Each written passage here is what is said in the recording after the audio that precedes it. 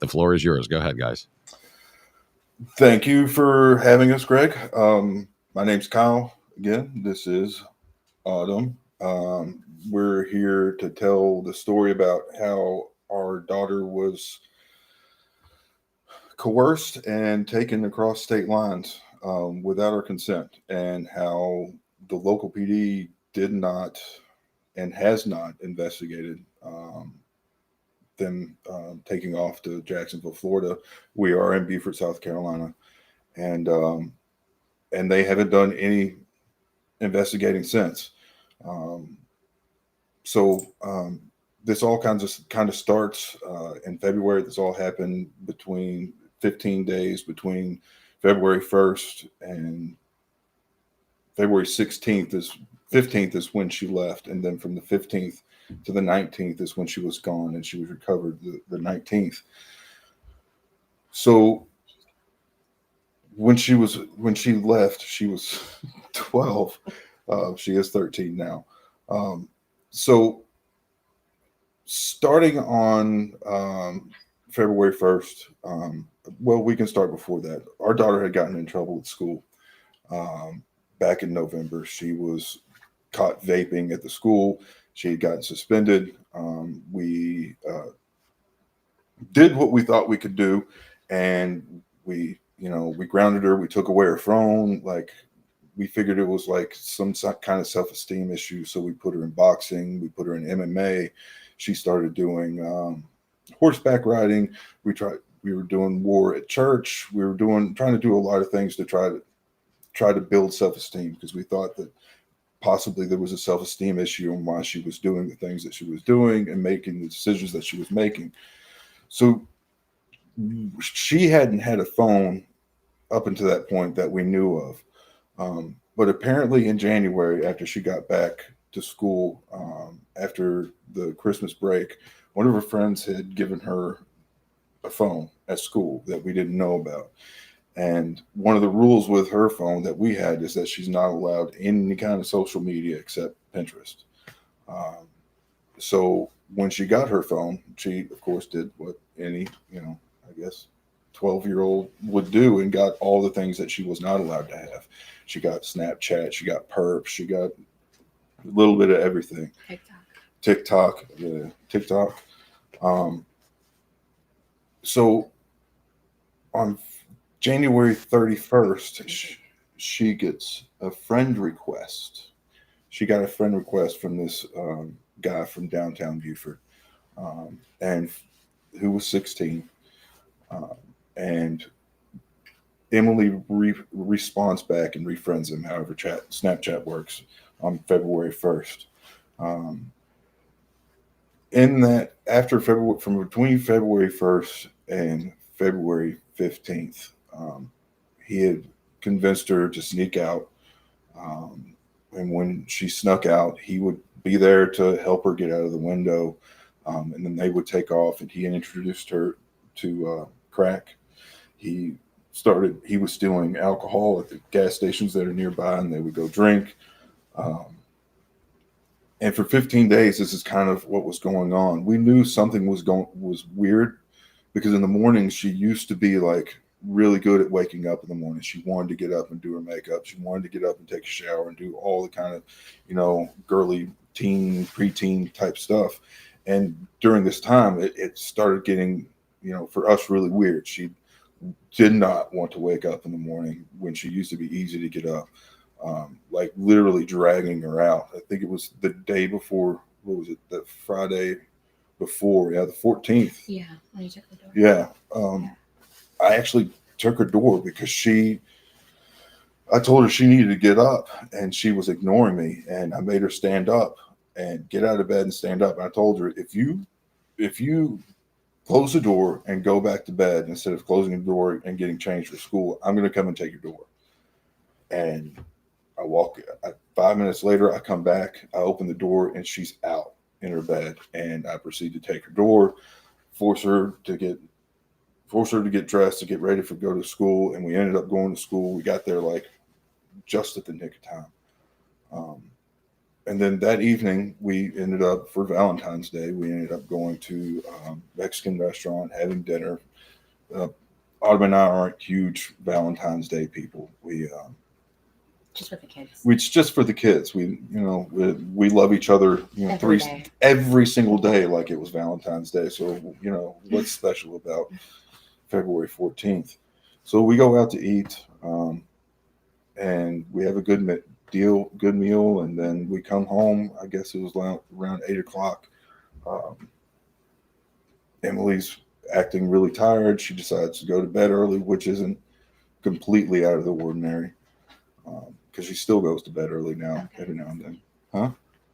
I just wanted to say, I was very naive.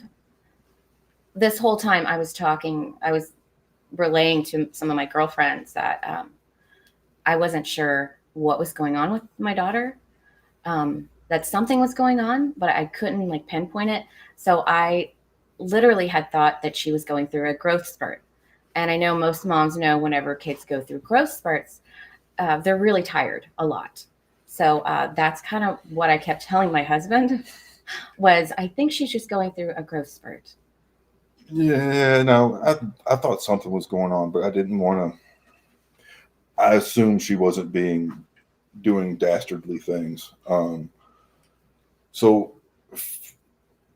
the next day, February 15th, she's sleeping all day long.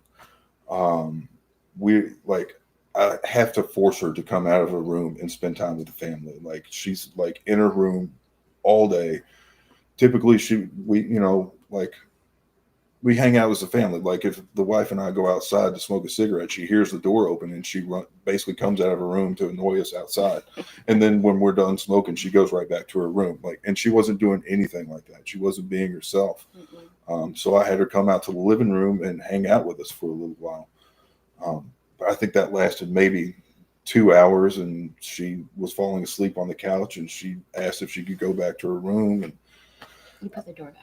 Yeah, I put the door back on, and I acquiesced and let her go back to her room, hang out. And that's kind of, we didn't see her a whole lot until that evening. I think she went to bed about 10. She told us she was going to go to bed around 10. Yeah. All right, so bringing this full circle, I'm sorry to interrupt. So here, let me do, there we go. In other words, for those that had missed it last time, we've already fast forwarded to the fact that she wasn't leaving her room. Are you referring to afterwards or beforehand? Because I don't know if that was clear. This is all beforehand. Yeah, it's all before. Just trying to get across it. This is beforehand. This is beforehand. She leaves. Yeah. She leaves the 15th. The night of the 15th. The night of the 15th. And that's what we're on right now. Yeah. Because we were talking about that night. And she decides to go to bed early around 10 o'clock that night. And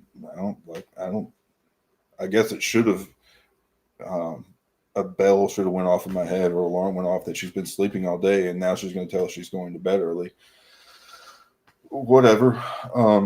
So I guess I go to bed around 11:30. She goes to sleep with her dog. So I opened up her door to make sure she was, sleeping and everything was good. And she wasn't on her phone or a device that she wasn't supposed to have. So I just opened up the door, looked like everything was good. I closed the door, and I went off to bed. And it was next morning around the Sunday, the 16th, we get up to go to church.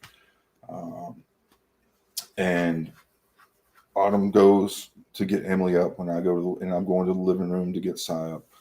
And as I'm not even all the way down the hall yet, and my wife yells, "Emily's not here." When she says that, I get a little confused. I'm like, "What are you talking about? She's not here. That doesn't make any sense." She's like, "No, she's not here. She's not in bed. Do I need to call the police?" I thought about it for a second. I was like, "Yes, absolutely, call the police." I mean, because I wasn't sure if she was. I mean, both of us were unsure. Is she down at a friend's house? Did she sneak out and go to her friend's house, or did she? We didn't know. To us, she was missing. So we call the police, and the police arrive here. What was 8:30? And I'm talking to the police out front in the driveway because I was about to leave to go down to her friend's house to try to find her. And when they pull up, I'm explaining the situation, that we woke up, she's not there. Her friends that we knew snuck out because she told us that she had snuck out before. We said she might have went down there, fell asleep, and didn't wake up. We don't know. We told her usual hangouts is down at the middle school or the elementary school, which is like 2 blocks away. And I'm giving them all the basic information, and then like right in the middle of it, this truck pulls up, and I didn't know who it was, and this older woman and a younger woman and 2 kids pop out of the vehicle, and I'm like, "Who are you?" The younger woman was like, "Are you Emma's parents?" I'm like, "I'm Emily's dad." She's like, "Yeah." I'm like, "Who are you?" She's like, "Well, I'm Emily's boyfriend's mom." I'm like, I didn't know she had a boyfriend. Yeah, not using names. I'm his mom. We we've met Emily, and I was like, "Well, how do you know where we live? Like, did you find out where we live?" And the older woman was like, "Oh, well, I dropped her off the other night around 12:30. She showed up at our house around 9:30, and they did their Valentine's Day thing, and then I dropped her off at like 12:30." I knew that was messed up when she said it, but it was one of those, you know what? It was 2 days ago. We need to find where she is now. Apparently, they were telling us that they had been up. They realized that their vehicle had been stolen, that this boy had taken the vehicle last night, and they got up this morning and at 6 and had been riding around looking for the vehicle, and just happened to show up when the police show up at our house.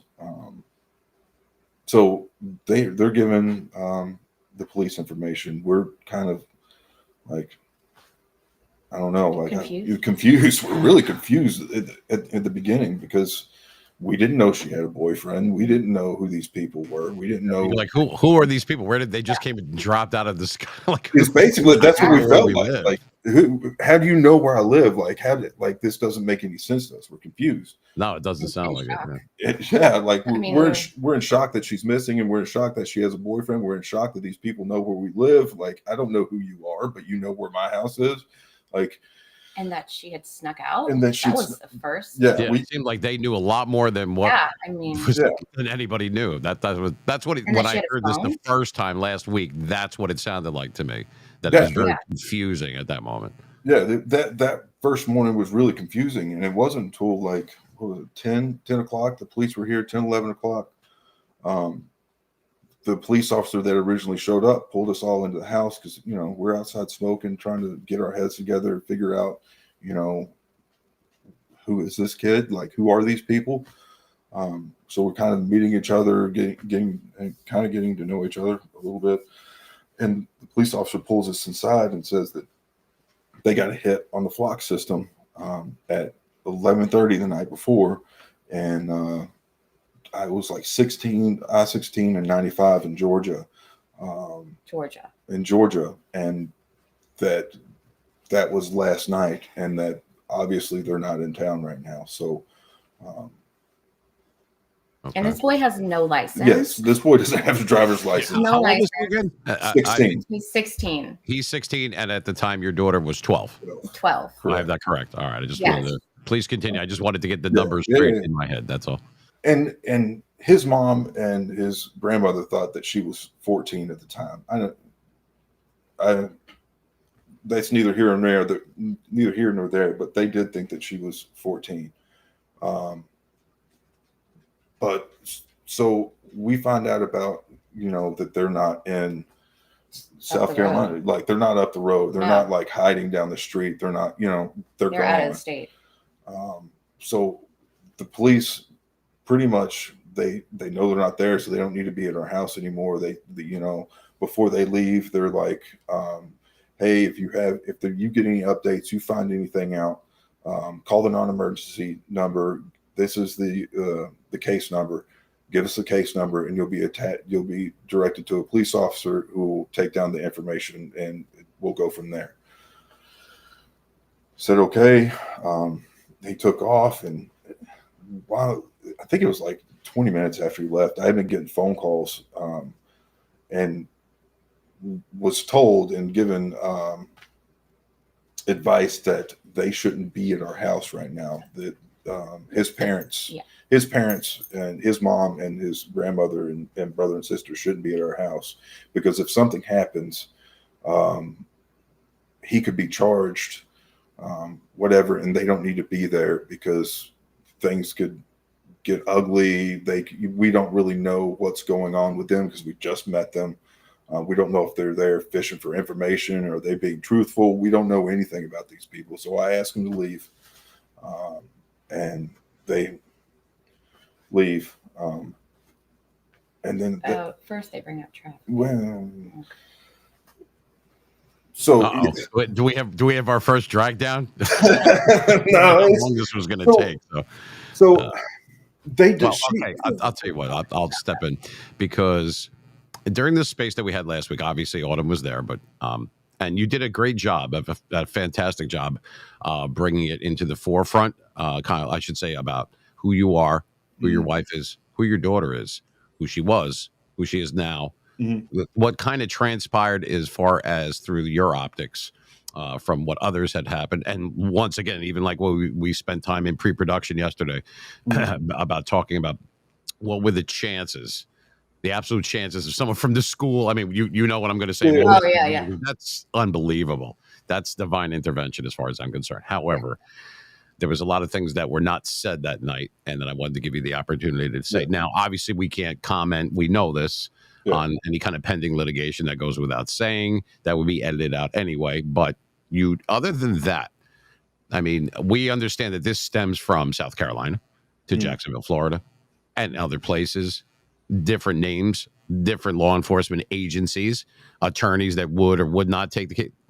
Feel free. I mean, the floor is yours. This is not a space. We have a lot of leeway here doing this on the air. So if there's something that you left out and that you could both agree on without getting into headlocks, which will bring a lot of ratings, but I promise I'd be more afraid of her. I'm sorry. That's just the way I see it.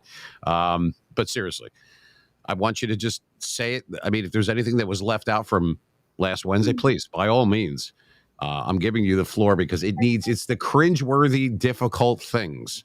And that's kind of like, well, they need to have air under them. Otherwise, it keeps getting pushed down. So I just wanted to give you that opportunity and just remind you. That's all I wanted to say.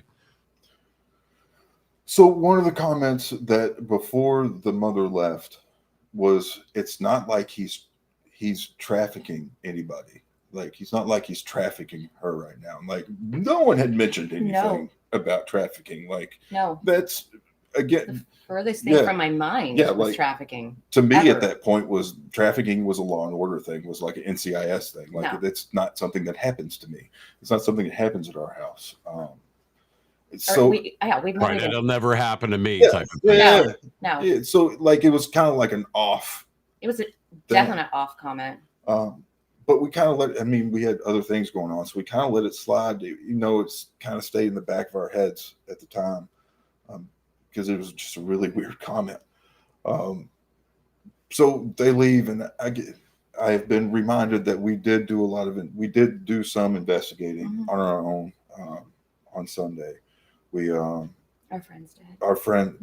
Our friends did a lot of the investigating when it comes to the boy, his connections, his affiliations with gangs. Yeah, that's when we first got the pictures of him holding the guns, pointing the guns at the camera.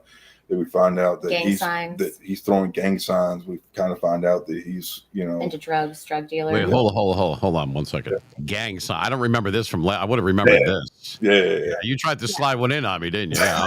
I'm going to slide a couple more things in. What was that? What pictures are we talking about? Yeah. Social media? It's on social media. Yeah, this is on his Instagram. Gosh.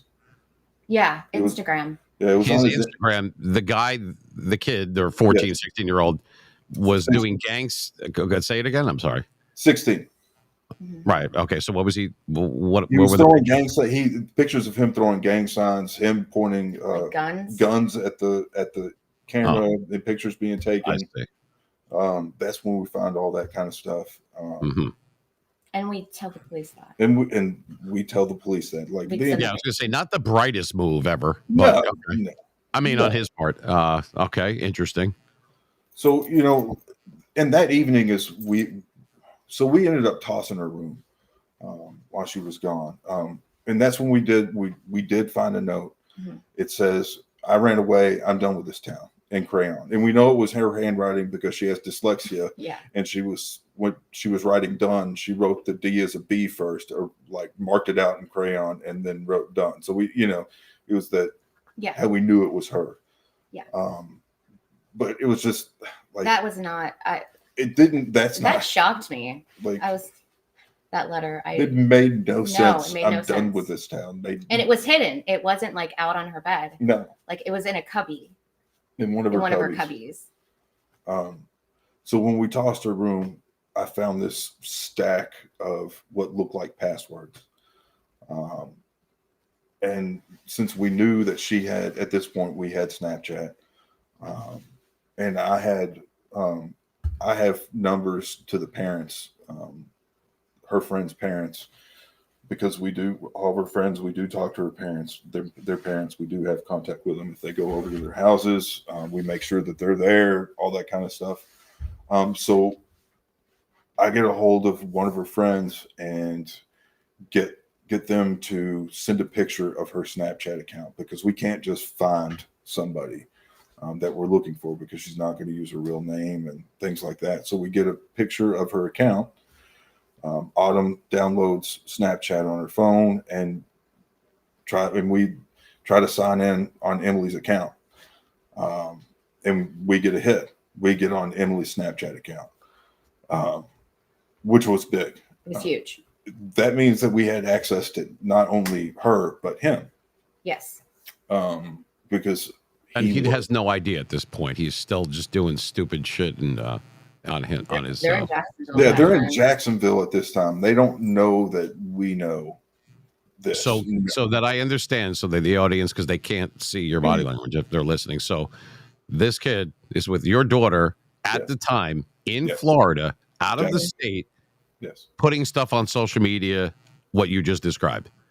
Yeah. So they didn't post anything on social media when they were gone. We need to back up, because we did get earlier that day. They got a flock hit. How we knew they were in Florida. That Sunday. That Sunday we still they got the flock hit. I guess it was like 1:15, and then one around 1 and one around 3 of them being in Jacksonville. Okay. So that's how we knew they were in Jacksonville. Yeah. Okay. All right. That's how you figured. That's how they triangulated where he was, because of that. Okay, got it. All right. But all that information that we got on the boy, that was that Sunday as well, and we just sent that to the police, because at this point they had labeled her. We also sent them the letter, which probably was definitely not the best idea, but we sent them the letter that she had written, and they had labeled her a runaway, and we didn't understand. We didn't understand what verbiage means everything. So if there's any parents out there, verbiage means everything, especially when it comes to legalities and law enforcement. And what kind of resources they're going to use. Correct. To try to find your child. Runaways, they don't use very many resources. And we didn't know any of this. No. So we get her Snapchat. What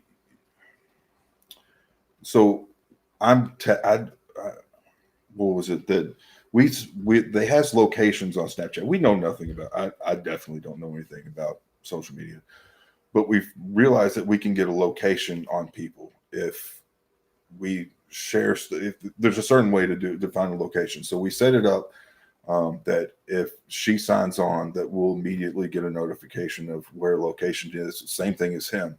We'll find out where the location is.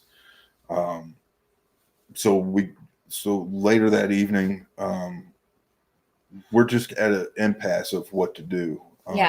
We don't know if we should be in Jacksonville. We don't know if we need to be in Beaufort. We don't know.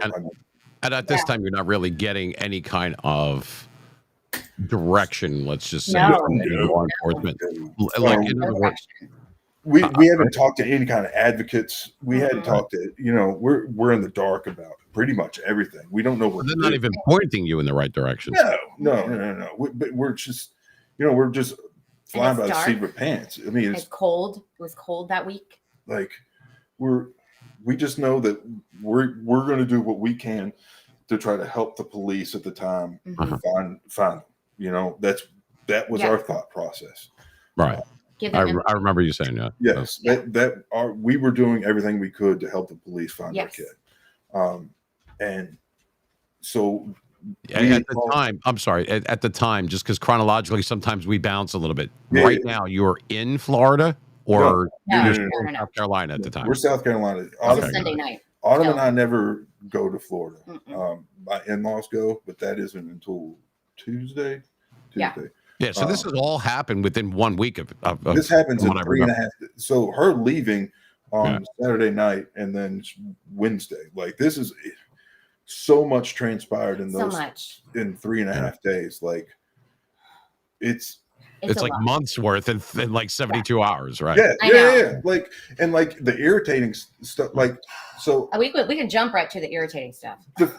I'm sure we're getting there though. So yeah. That's all right. That's all right. So we get a lot of this builds up to later. So we talked to the National Runaway Center. Yeah, it's the 1-800 Runaway. To find out, to get some direction. Do we need to be in Jacksonville? Do we need to be in Beaufort? Do we what do we do? We don't know. We've never had our child's never ran away before, and they tell us that we need to stay in Beaufort because there's nothing saying that our daughter and this boy are still in Jacksonville. They could be coming back. When you say they, who are we talking about exactly? The runaway. No. The runaway hotline. Oh, I'm sorry, I can't. So the runaway hotline, the person told us that we don't need to leave Beaufort. We don't need to go to Jacksonville because there's nothing saying that they're going to. This is the person on the hotline. Yes. Okay, I got it. All right. That they could be coming back while we're going there, or they could be going to Mississippi or wherever. Right, so they're basically telling you to to stand down. What if she comes home and you're not there, kind of thing. Correct. I got it. All right. So we listen to them. We just, we're like, we're not experts. All we can do is trust the people that are quote unquote experts and do what they tell us. So we made the decision to stay there. The police hadn't put up a flyer on Facebook yet. So Autumn makes the first flyer showing that Emily's missing. Posted on Facebook, posted on with a picture of the boy that is a new picture. Like his mom actually had given me that picture that day that she came on Sunday. So it was a very recent photo of him. That's going to play a part too. Just hold on. So we do this where Autumn does that part, posts the video or posts the flyer, gets it on the school's webpage, gets it out there, lets people know. We finally basically go public that our child has went missing and that we need help finding. So after that happens, we kind of spend the rest of the night not sleeping, just kind of constantly going to Snapchat, checking the location to see if she had went on. Yeah, I forgot about that. Yeah. Like every 5 minutes. Yeah, it was less than that. But yeah, I spent a lot of time checking Snapchat location and staring out the front door, hoping that she would show up. Yeah, we left our front door open just in case she, I don't know, drove by or came home. We just wanted to open. Because at this time, you have no idea. For all you know, she could be 6 blocks away. But these people are telling you to hold steady. Yeah. And so you're there, and you pretty much at this point know that she's in Florida. Yes. But you're being told not to go. Correct. Okay. We've been suggested. No one has told us directly, do not go. They suggested that we should stay. Yeah, because there's nothing you can really do there. Except get in trouble, basically. Yeah, you have your support system here. Yeah. And you can collect information and give it to the police here to investigate more. So Monday morning arrives. And this is where it starts. Monday morning's the worst. This is where it starts getting frustrating. Yeah. We basically noticed that the police haven't put up a flyer on their webpage. And it'd been 24 hours. On Facebook. And it'd been 24 hours at this point that 100% gone. So I call the non-emergency line. I get on the phone and I ask, "Hey, why isn't why don't y'all have a flyer on y'all's Facebook yet? I mean, y'all know that she's missing. You know that she's gone. Why haven't you done this?" And I was told that since it's a holiday, President's Day, that they're not going to put that their social media team isn't in, and they're not going to put the flyer on because there's only 4 people on road duty right now, and they're definitely not going to do it. I'm kind of baffled by the fact that they won't put a missing poster on because it's a holiday, and I just I calmly call bullshit. I'm like, hey, this sounds like bullshit that somebody's not gonna, she's missing and nobody will come. She's 12. Nobody will come in and put a Facebook post on. No, we're not going to do that. I said, okay. And we hung up the phone. We know people, and my wife's a local. Yes. So she's been here the entire time. She knows, born here, raised here. She knows people that knows people. She knows people there in the Good Old Boys Club. Yeah, it's one of those small towns where everybody knows on the way to the mail. There was a person that was really asking to help, wanting to do something, and they had connections high up in the sheriff's department. So we call them and say, hey, they were saying that they can't post this. Can you do something about this? They say, absolutely. And the reason why we wanted that up is because it just gives it more of a urgency. Validity. If it's on their site, on their Facebook, it just gives it more of an urgency. I don't know. I just felt different. Like if it just being on mine or just spreading it around, but if a police had it on their Facebook, it just meant something more. I felt like. And yeah, it would have a little bit of merit or more. I would say, being that it's on law enforcement's blotter or somewhere where other eyes and ears can get on it, rather than just hearing from the parents. Not that that's a bad thing, but in addition to, not instead of. Correct. Right. But since it was President's Day, crime takes a day off, I guess. Wouldn't that be nice? Yeah, it's a holiday. So. Let me know what day that is if you figure it out. Just ask it for a friend. Yeah. All right. Go ahead. So I call and I want to see an officer. I need to see somebody face to face. About 9:00, an officer shows up, and we're asking what's going on. I'm like, hey, what's going on with this? I've been calling in. We've been making discoveries of our own. We've been giving you information, and we were told that a team of investigators had taken over it, and they were looking into it. They might have Sunday, maybe. No. And we were also, this happened to be the guy that I was on the phone with, saying that they're not going to post. That they're not going to post it on Facebook because they don't have the people. It's a holiday, and no one's going to go online and do it. And we have all this backed up with video footage from our cameras. Yeah. We have tons of cameras outside. So everything that we're telling you, we have actual evidence for. Just FYI. So he leaves after telling us that, we're not going to get a Facebook post. 1:00, we get a Facebook post. Yeah. Thank goodness. The person that knew people made things happen. Yeah. And we got a Facebook post around 1:00. Emily and this boy going missing, being they labeled it runaway. They labeled it runaways. They used the picture of the boy from the last time he ran away, which he had long hair. Remember, I told you the mom gave me an updated photo. Well, I guess I shouldn't really, because at least they posted it, but it was an outdated photo. And this boy was already considered a runaway, had just returned home, I think 2 weeks before. I think it was 2 weeks. Yeah. Maybe a week. He wasn't even out of the system yet from the other runaway that he had ran away from. Yeah. The mother had never. The mother had never called to update that he was found. Yeah. So he was. So when. So he was missing too. So he was missing before. No, Emily. I meant too, as both of them were. No. No. So he was already considered a runaway from Colombia Mm-hmm. in the system. In the system. He was never taken out. He had never been taken out of the system. So as far as the system is concerned, he was runaway and missing. Yes. Yes. So when the police got here, they had to take him out of the Columbia system and then put him in the Beaufort system for a runaway. It's not universal? It's got to go by county? Is that what you're trying to tell me? Yeah. So you're missing, reported missing. So that I understand this. Hold on a second. I know. This one's wow with a W, a capital W. So if you're missing, this is unbelievable. And they're going to have to bleep me because I honestly can't. I can't believe this. Either. So if you're missing in one county and you're not taken out of that system for that county, correct me if I'm wrong. Stop me if I'm wrong.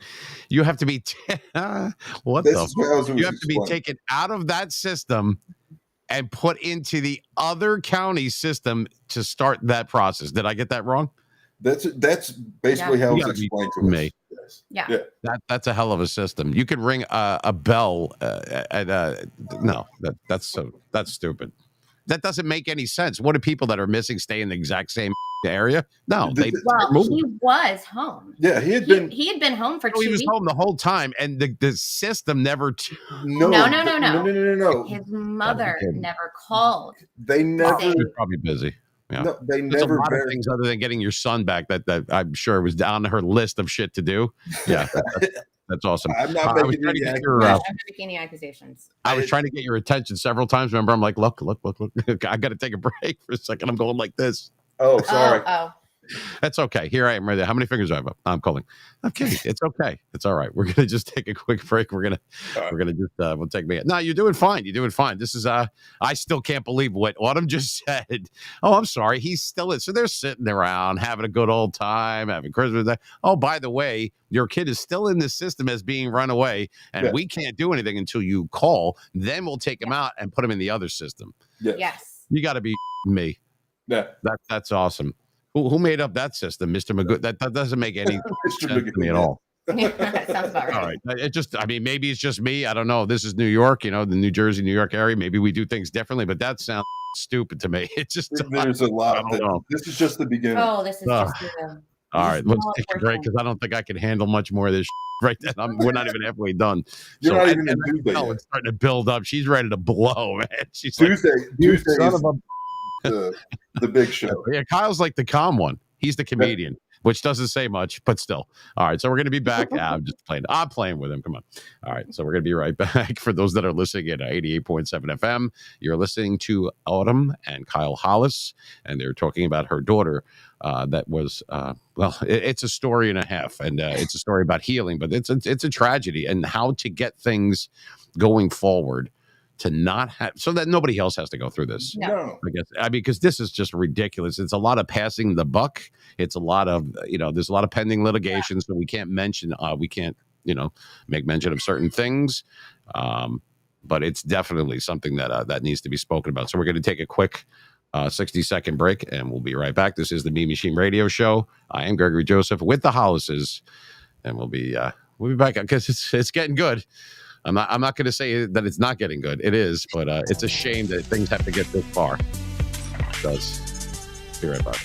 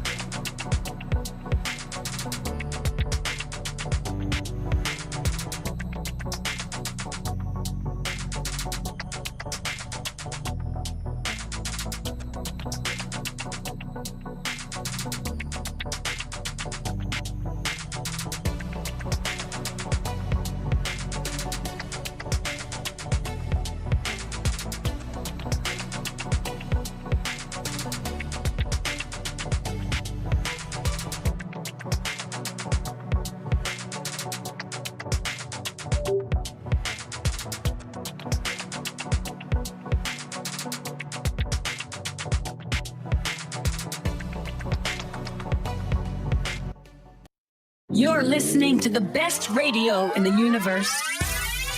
Non-stop music. All day long. You are listening to New Jersey's badass radio legend, Gregory Joseph, on New Jersey 88.7 WGII T-Rock Oon, baby. All right, I'm sorry about the elongated special part right there. We had to actually, I have on my emergency line, so that was Kim, and they're in the middle of something right now. She apologizes for not being here, but trust me, I can't announce it live, but it's a good thing and it's a necessary thing. So she's in the middle of that right now. And this is not hashtag save the children kind of stuff. This is like the real deal. You know what I mean? There's people out there with boots on the ground doing this. So I wanted to speak to her really quick, and I did. So if she can make it, she will. If not, That's okay. I've done this before. We'll be okay, right? Us three. Autumn will tell us what to do. Yeah. Anyway, we're back. This is 88.7 FM. This is the Mean Machine Radio Show. In case you did not know, I am Gregory Joseph. I am with the Hollises. That is Autumn on the left, if you're looking at the screen, and that is her husband, Kyle, on the right. And we are referring and talking about, and this is going back to the space from last week that was live on X. It's still on our page somewhere. And, of course, on the Hollises page as well. I will flash all that stuff before we're done tonight, but this is about their daughter who was abducted, brought over state lines from South Carolina into northern Florida. I guess you could say. I mean, Jacksonville is northern Florida, still out of state.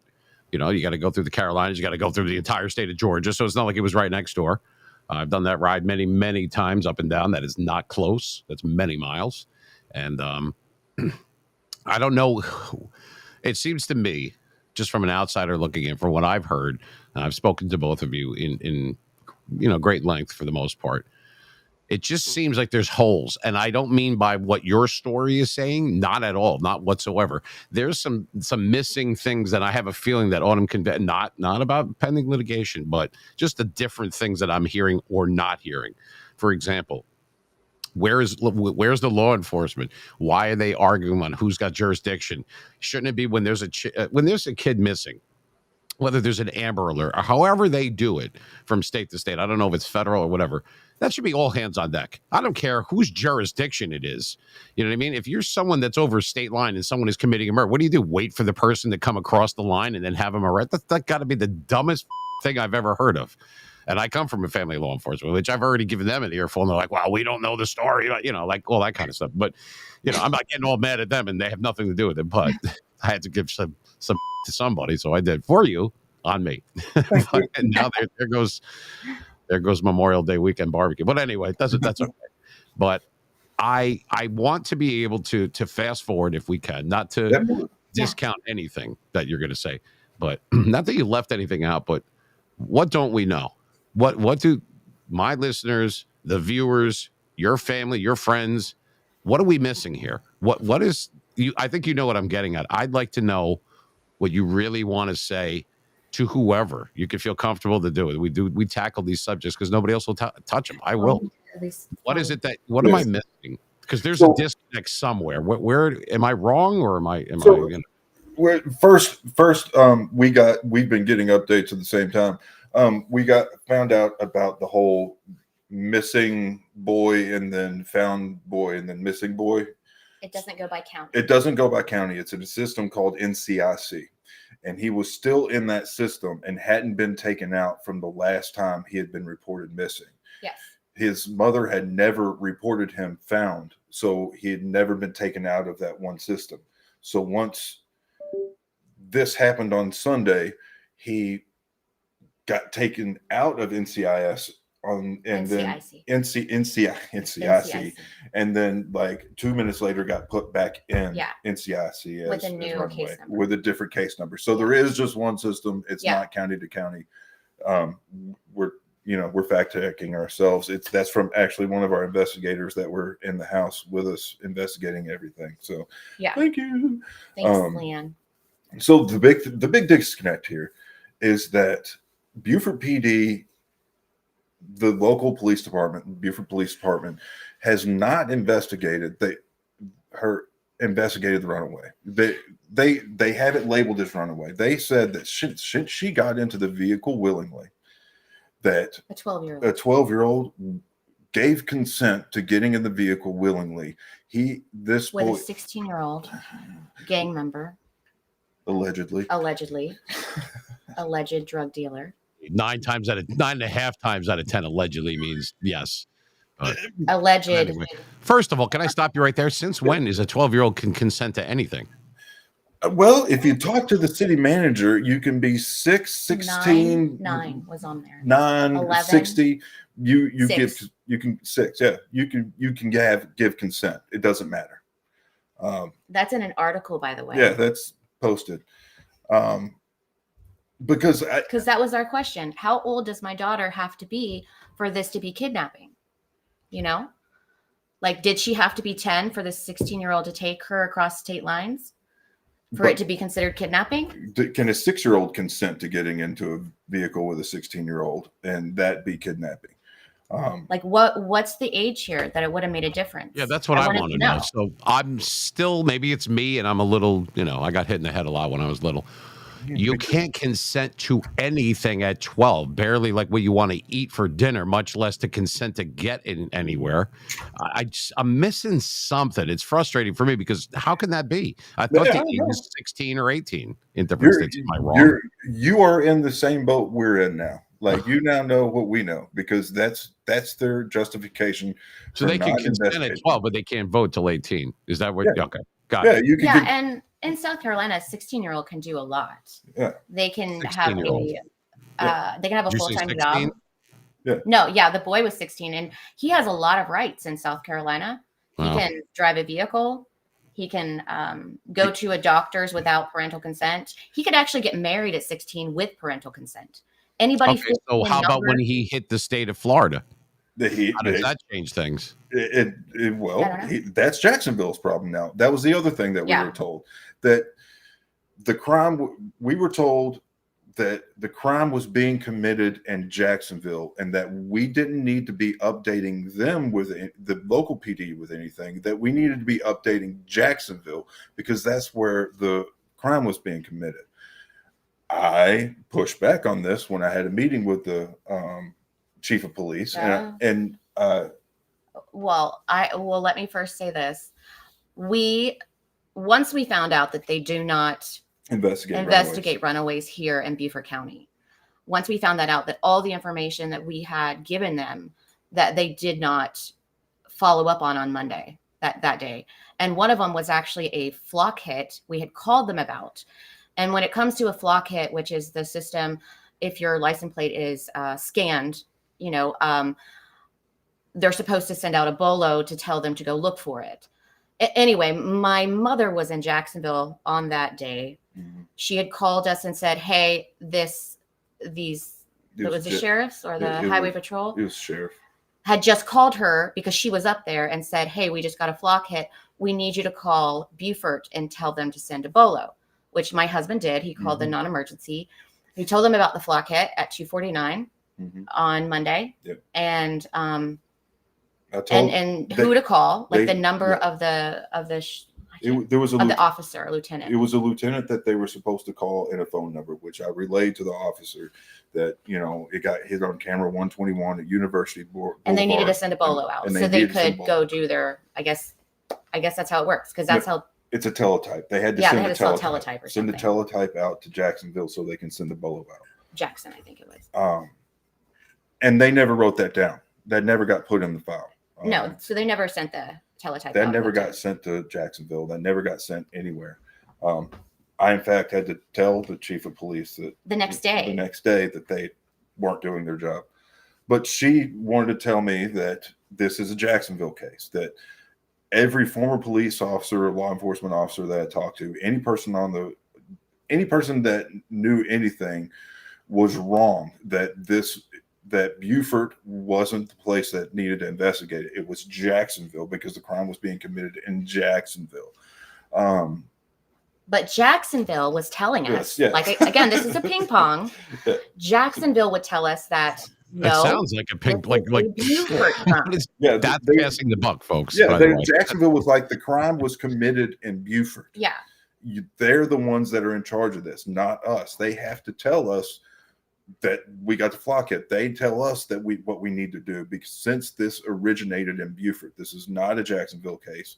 This is a Beaufort case. There's no evidence of a crime in Jacksonville. There's only evidence of a crime in Beaufort, and the crime being runaway. Well, it's not really a crime. But that's what I was that's told. So, and there was an investigator. Like, we found out after being told Monday morning that a team of investigators were put on it. There were no investigators. We found out not on Monday. It was a holiday. Monday night, we found out they don't investigate. What was the holiday again? I thought this was February. President's Day. I see. And that's not the only one that doesn't work on a holiday. I'll tell you that. See. Got it. The National No crime on that day. That's good. The National That's Center good to know. Yeah. No, the Yeah. National Center for Missing and Exploited Children.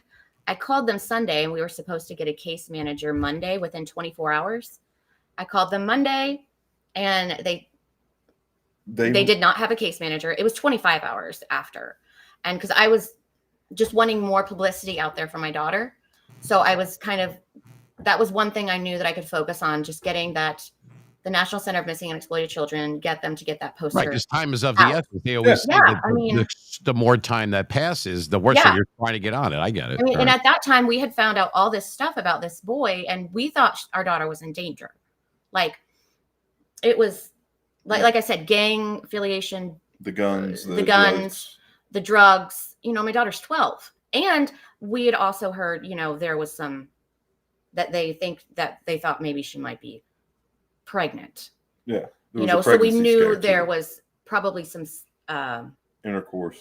I guess I didn't want to use that word, but yeah.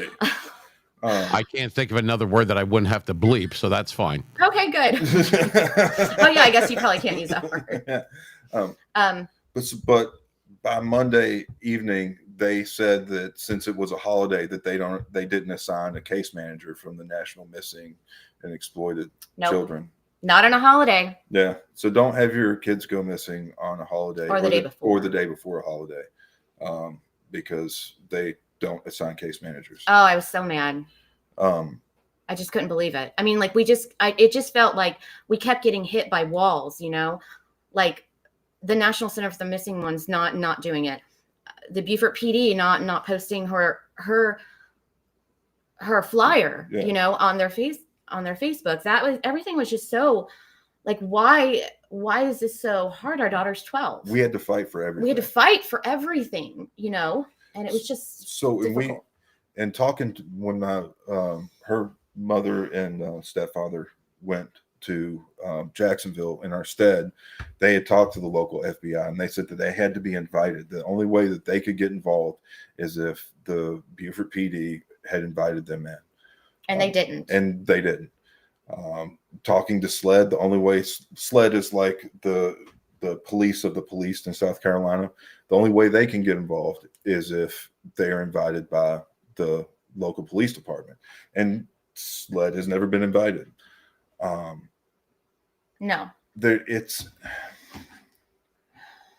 When she was recovered on Wednesday, they never even asked her questions. No. They never talked to her. The police still haven't talked to her. It's been over 2 months. We have an ongoing investigation right now. Well, yes. It's not really an investigation in the one here. Charges have been filed. And then in Jacksonville, that there's also a case being investigated. We can say what kind it is, can't we? I wouldn't. All right, so you've already brought up, if you need to. All right, yeah, it seems like we're getting a little twisted around here. So let's make this easier. So fast forwarding, now you're up in Florida now, right? You did say the hell with this, and I'm leaving anyway. No, you never did that. I'm not staying at the house anymore. We're done sitting here. There's no case manager. It's been more than 24 hours, right? And no, this is where we go live on our video. So remember? This is where we make the video. Because we were going to go. We were about to leave.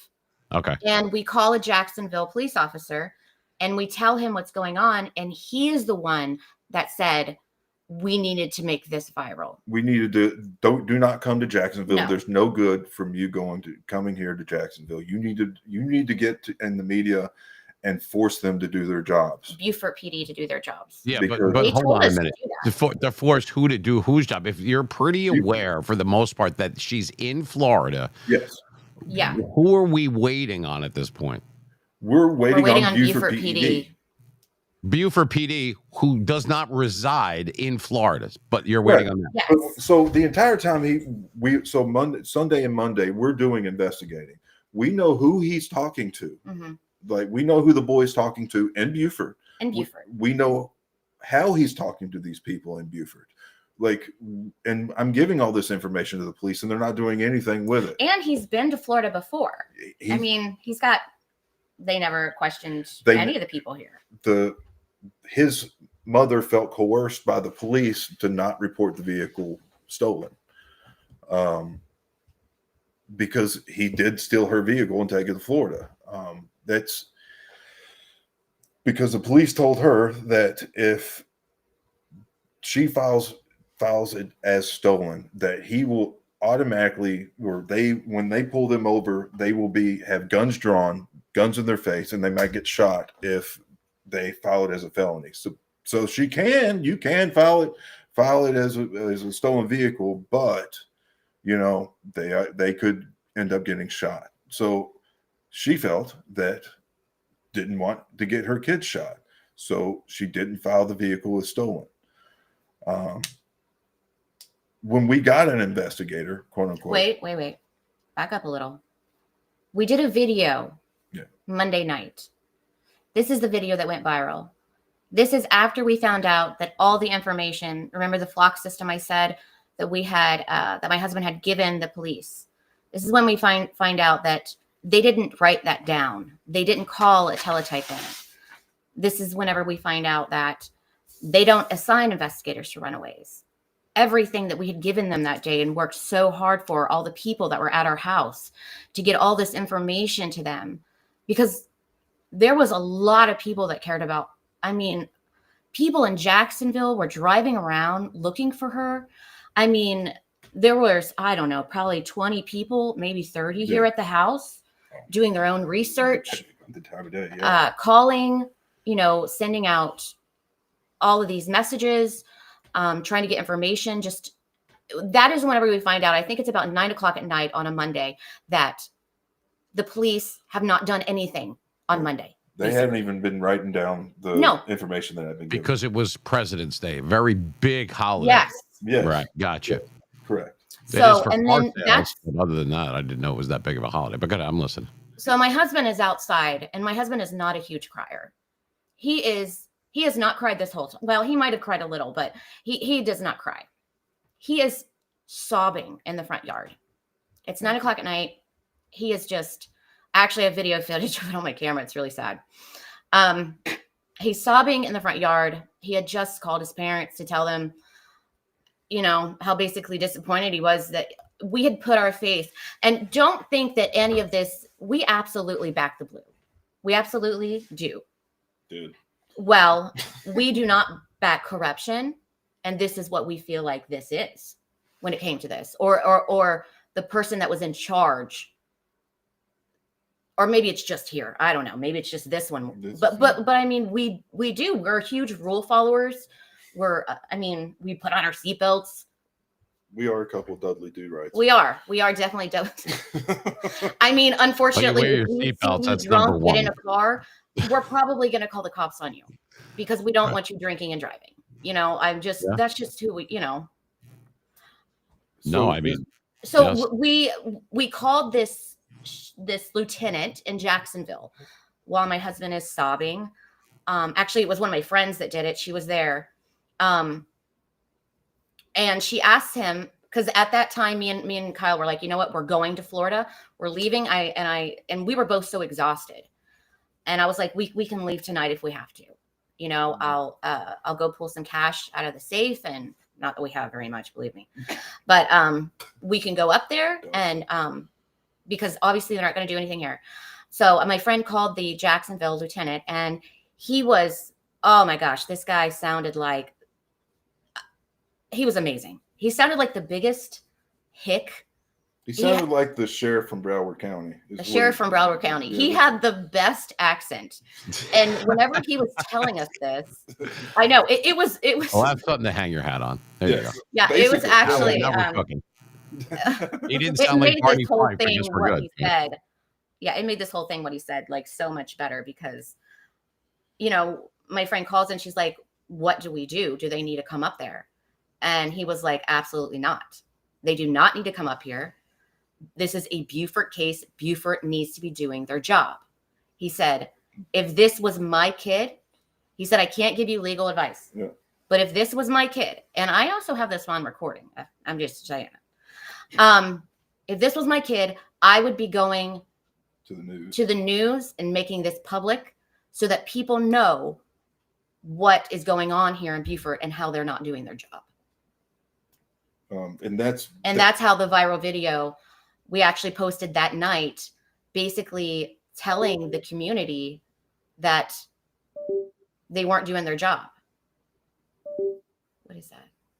Is that him? It's fun stuff. So this video sparks a response from the community. And by community, I mean a local councilman, city councilman. Well, so nobody wanted any. Okay, so just to give this to frame this a little bit, it was more or less about doing something. I'm just speculating than letting everyone know that they're not doing something. Am I wrong? If I'm wrong, I'm wrong. But that's what it sounds like. It sounds like they were more worried about CYA, you know, cover your ass kind of thing. Oh yeah, that's what it sounds. Oh, there's like. a whole lot of bullshit. Cover your butt in this story. That's unbelievable. So I talked to a city councilman calls me on Tuesday night or Monday night. Yeah, right after the video. After the video, maybe like 30 minutes. And we schedule an appointment, or he schedules an appointment with the chief of police, the city councilman, or the city councilman, the chief of police, the city manager, and the captain of the chief of investigators. Yeah, chief of investigators. Of Beaufort PD for 10:30 Tuesday morning. So I go to the meeting Tuesday morning. We were optimistic about this meeting, somewhat, because we felt like we had been, you know, on President's Day, we had gotten no action, you know, and we were optimistic about this being something that they were going to be like, you know what, we're going to find your daughter. We're going to do what we need to do. Yeah. That's how we looked at it going into it. We were kind of excited a little bit. I was excited. And we were nervous, but we were excited about it because we just thought, yes, this video has gotten the attention enough of the police to take some action. So I go to the meeting at 10:30. It doesn't go well. And just the kind of bits and pieces. Why? Did you go by yourself? Yeah. Oh yeah. There's no way I'd be able to go. Yeah, I went. Okay. No. All right. So proxy. Got it. All right. Yeah. So I go, and you know, the first thing, it opens up, and they ask me to start this meeting, and I look at the chief of police and I said, you know what? I'm going to start with a question to you, which is the last question I asked one of your officers last night. Do you have any updates for me? I've been giving you information the past 2 days. Do you have any updates? And she said, nope, I don't. So 2 days they hadn't done anything. And I asked, why haven't you done anything? And this is where the chief of police is telling me that I need to be talking to Jacksonville police. And I'm like, this doesn't make sense. If all the information that I'm giving you is in Beaufort, and I'm calling and telling Jacksonville they can't do anything about it, why would I call Jacksonville? Everybody seems to understand how this works, except you, the people that are supposed to be doing the work. Right. So in other words, for those that came in late, South Carolina or Beaufort should be calling Jacksonville and coordinating something. Yeah. Yes. All right, I got it. So after arguing, I never cussed this entire time. He was very calm. I knew this was a game. The way that the police entered, the chief of police and chief investigators entered the meeting, I knew that this was a game. I knew it was going downhill the moment they walked in. Their demeanor, the way, the nuance, as you were talking about earlier, their body language, that this is, for them, this is a fight. Which it shouldn't be. It was a 12-year-old little girl. It was our daughter. Yeah, the way I see it is do whatever you got to do. Yeah. Time Yeah. is of the essence. God forbid. I mean, I just, to put it out there, what if there was something else going on and all this time is passing while they're passing the buck? God There forbid was something something else. happened physically. You know what I mean? Yeah. So Let's go. It's So- time to do something. It's already been a day and a half at this point, right? 2 days? Oh, The- no, 2 it'd days. been 2 days. So it'd been 2.5 days. 2.5 days So almost. so the councilman stops us from me asking, like, basically us going back and forth, Buford, Jacksonville, and the councilman's like, why hasn't an Amber Alert been put out yet? And the chief is explaining that there's a form that has to be filled out, and there's like 5 check boxes that need to be checked. All of them have to be checked for it to be an Amber Alert to go out.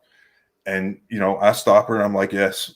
I'm like, I've had to explain this before in the house that, like, if one is left off and they're just sending out Amber Alerts 24 hours a day, 7 days a week, Amber Alerts wouldn't mean anything. So there has to be a stringent, Yeah. and We understand that. there has to be a very astringent. It has to be, I don't know, my words are expecting. They all have to be done. And one of the excuses that the police were saying is that there was no evidence of her being in imminent danger. Yeah. And Even though we felt like she was this whole time. even though we had sent the pictures, Yeah, we sent the pictures of the gangs and all this kind of stuff. And then so the councilman was like, well, I've talked to his mother and his uncle, and they're willing to get on a conference call right now and let you know that she is in imminent danger, that she is, her life could be in danger. being with him. Yeah. Will that make a difference? And the chief of police said, no, it won't make a difference. Well, she got in the car willingly. She willingly got in the car. I was like, she's 12. Does that not matter? She's like, nope, doesn't matter. And you have to remember, at this time, my daughter was 12, but she had also been groomed. And she was on drugs. They only know each other for 15 days. And she was 15 days. So I'm upset. I'm sorry. Who knows who for 15 days? This boy knew my daughter for 15 days. Oh, that's all it. they knew each other. Yeah, and they took off. So the right. meeting is about to end. Like, we do this, we're getting into an argument that's obviously not going anywhere. We're about to wrap it up because I'm flustered. And right before it ends this time, the chief is like, you know what? I'm going to ask a question nobody asked here yet. Everybody's just kind of looking at her like, what do you mean? She's like, I just want to ask, why are you not in Florida right now? Like, why is your in-laws in Florida right now and you're not? And she looked at the councilman, was like, if this was your daughter, would you be in Florida right now? And he said, yeah. Pointed to the city manager, was like, if you were in Florida, if your daughter was in Florida right now, would you be there? Yes. Look at chief investigators. If your daughter was in Florida, would you be in Florida right now? Said yes. And she looked right back at me. Why aren't you not in Florida right now? They're just the unsympathetic and disrespect for a father that has a missing child. That's ridiculous that she would even say anything like that to him. And like, she's Who was it that said this to Kyle? the chief of police is the Of- one that said this, the one in charge No. The chief of police where? here in Beaufort County. Beaufort Wow. police, the city of Beaufort chief of police. This That's is how he spoke also to a grieving father. Got it. yes. Just wanted to make sure I never moved that. That's why I was asking. Yeah. It's picturesque though. We've got oceans and Hunting Island, Fripp Island. There's all this picturesque stuff here. Why wouldn't you? Tourism is great. Oh, and I just wanted to emphasize everything was checked out off on that box for the Amber Alert, except the chief of police had to sign off on it, and she did not. Just want to throw that out there. There's one of the things that Did she ever give a reason why that was? we were never given a reason why. No one was ever given a reason why. So she didn't sign off, and it would have helped move things. She would have signed off on it. It would have sent to SLED. Wow. And then an Amber Alert would Well, have that right there. What is that? Honestly, not to upset you, but really, what the hell is that? Why would you not? That would be the I know. thing that I would do is be like, why did you not? I mean, I'd go down there with an attorney, 16 inches away from her face, and be like, I want to go in front of a judge and show cause of why you didn't sign this. That's why I would couldn't want go to down do. there. because they're like I said, Their excuse was she willingly got into the vehicle. A 12-year-old How consented. do they know that? They don't have a camera or anything. She could have been put Because at she left a note. gunpoint for all they know. Because she That doesn't make left any the note. sense. She left So the they're note. assuming. Wait, hold on a minute. They're assuming that she gave consent without talking to your daughter, without having any kind of backstory or anything like that at all. Time is of the essence. The clock is ticking. Yes. They're assuming Yes. that she gave consent. So they don't know if there was a gun on her or if she was just grabbed. So they assume that she said, sure, I'll just take off to another state. No problem. It's a holiday. They won't notice I'm gone. Like, that doesn't make not even a little bit of sense to me. How could they assume that? Aren't they supposed to assume the worst, not assume the least? I mean, that's kind of where I'm going with this. I'm sorry. I don't know. I mean, this is abnormal for my daughter. It's not like my daughter was a troublemaker or anything like this, like. Right. No, and I'm not saying that. What I'm saying is, how do they know that she gave consent? How do they know that? Because she wrote a note, I guess. She wrote a note. Yeah. I have to say, the statute of limitations for kidnapping in South Carolina, you can look them up. It's not statute of limitations. What is it called? Statutes. Okay, the statutes for kidnapping. You can look it up, and one of them in there, it's called decoy. Decoy kidnapping. Decoy kidnapping. Okay. Decoy. Like it's called decoy. Decoy. All right, got it. Decoy means that the person used trickery. So they actually went willingly, but they were tricked into going. And for a 12-year-old to be, I feel like, coerced with drugs and only know this boy for 14 days, she left the 15th day. Decoy. Can't read see it. Oh, that sucks. No, it's too bright, but sorry. And that was something we had brought up with them. But I have a text message from the Beaufort PD saying that that she did not meet the statute. Sorry. Even though it all depends on what the police think. Because the police don't have to investigate. No, the police do not have to investigate. FYI, people, if you're listening. Right, but isn't that the FBI's jurisdiction when it's kidnapping? They're under 18 and it's over state lines, unless I'm totally off. It's a loophole. Huge loophole. I see. If it's two minors, then that throws it. FBI can't touch it. FBI can't touch it. If it's two minors, they can't touch it, no matter what. Yeah. I don't mean to laugh. That's a sarcastic laugh, like really. Oh, so we hardened criminals over the age of 20. I don't understand. You only become a real criminal at 18. Yeah. I mean, there's a note, so obviously anything goes because there was a note. All right. Right. From a 12-year-old. That could have been under duress for all we know. Correct. We don't know. I know. That's what people were saying. Well, here's my thing. Did this letter, the paper that in question, before we go to break, we have to take a break. Was it ever signed by the chief of police? What letter? The one that she didn't sign. Did she finally sign it? Not a letter, whatever it was that she never signed. The Amber Alert? No. Whatever it was that she didn't sign, yes. No. I don't know. You tell me. No, she never signed anything. No, she never signed anything. To date, to this very moment, she's still never put her pen to paper on a signature on anything. The chief of police of Beaufort. Chief hasn't. The chief just a yes or no. Did she sign it or not? No. Okay, there you go. That just wanted to know. I don't care what she can. Well, obviously she's a asshole. But what I'm trying to say is, we got that part. Don't worry about it. This is Jersey. Nothing's going to happen to you. I was unclear of why the chief of police has a minor removed, however it happened, out of her jurisdiction, right? Yeah. Out of state, right? Yeah. And she doesn't sign off on it. No. Just full stop, period, right there. Why? Will we ever know why that is? Yes. You never got an answer. Did you ask for one from her and she just refuses to respond? It was in the paper. We know why. Yes, we do. All right, well, we don't know why. If you want to wait till after break. What are we doing here? Go ahead. Can we say this or what? Yeah. Yeah, we can say it. It was in the paper. You have to live there, not me. So you let me know. You're going to tell because I don't care. I'll call them right now and tell them to go off. I don't really care. It's simple. So. It's they only look for runaways that are with in the city limits. That's I it. see. Well, That's it's a it. good thing that the criminals know that. That'll make it much easier on them. Yeah, I know. Once they So leave once city again, limits, they what don't was in work. the newspaper? We've tap danced enough. What was in the paper? That's what they say. That she literally said that. She quoted. Yeah. Once they leave city limits, we will look for runaways while they're in city limits. That's it. Okay. So she didn't sign it at the time. They didn't know that she wasn't in the city limits. So why wouldn't she sign it? Because she didn't sign it because they weren't in the city limits. How did she know that at the time? Because we got flock hits, man. From Jacksonville. Yeah. Okay. And she knew about this.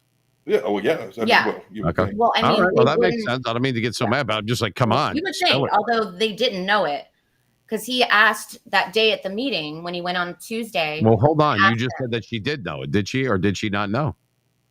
Now it's getting convoluted. So I'll backtrack a minute because now I'm confused. Did the chief of police know this or not know this at the time? Yes or no? Know what? What are you saying? That your daughter was abducted outside of South Carolina. Yeah, they knew that Sunday, the day she left. So she did know. Yeah. Okay. That's what I was still unclear on because you're like, there was something in the paper and this and that. I just wanted to, I'm adamant about them, not you, obviously. Something's not clicking. There's still something there that I'm not sure what it is, but I'm sure we'll find out because that doesn't make sense. How the hell does she know just because of a hit that she couldn't verify? By the way, law enforcement has to verify flock hits. If they didn't verify, how do they know? They could just be a grieving father that said, "Oh, I got a hit here. Can you?" She doesn't know. You know what I mean? Like that's how you attain chief of police status is by being smart. And it doesn't sound like she is. Not here. Not in Beaufort. You get it by sleeping with. No. Sorry. Yeah, I'm missing. It must be me. You're gonna cut that out. Something I'm missing. So I could say, guess what? Bigfoot has my daughter, and they'll go, okay. Like that doesn't make any sense. They have to follow up on that to see if those hits were real. You know what I mean? They can't just take somebody's word for it. So that's what I'm missing right there. That's the thing is that they didn't have to follow it up because they were. They didn't have to. This is not their daughter. That's why. Jacksonville. If it was, they didn't have to because it wasn't their daughter. Plain and simple. Yeah. Let's call it spade a spade. Yeah. It had nothing to do with them personally, so they didn't have to do shit. Correct. No, and they don't. No. Okay. I just wanted to. We shouldn't let them off the hook so easily. You know what I mean? Them. Seriously, because that could have gone really, really bad for a lot of people, including yourselves. And you're more altruistic than I be. These people wouldn't even be breathing. But all right. I think I've gotten that out of my system. So yeah, I'm like, don't you look over into the corner at the dog food. Answer me. I'm just kidding. Hey, you have to get levity, man. It's all good.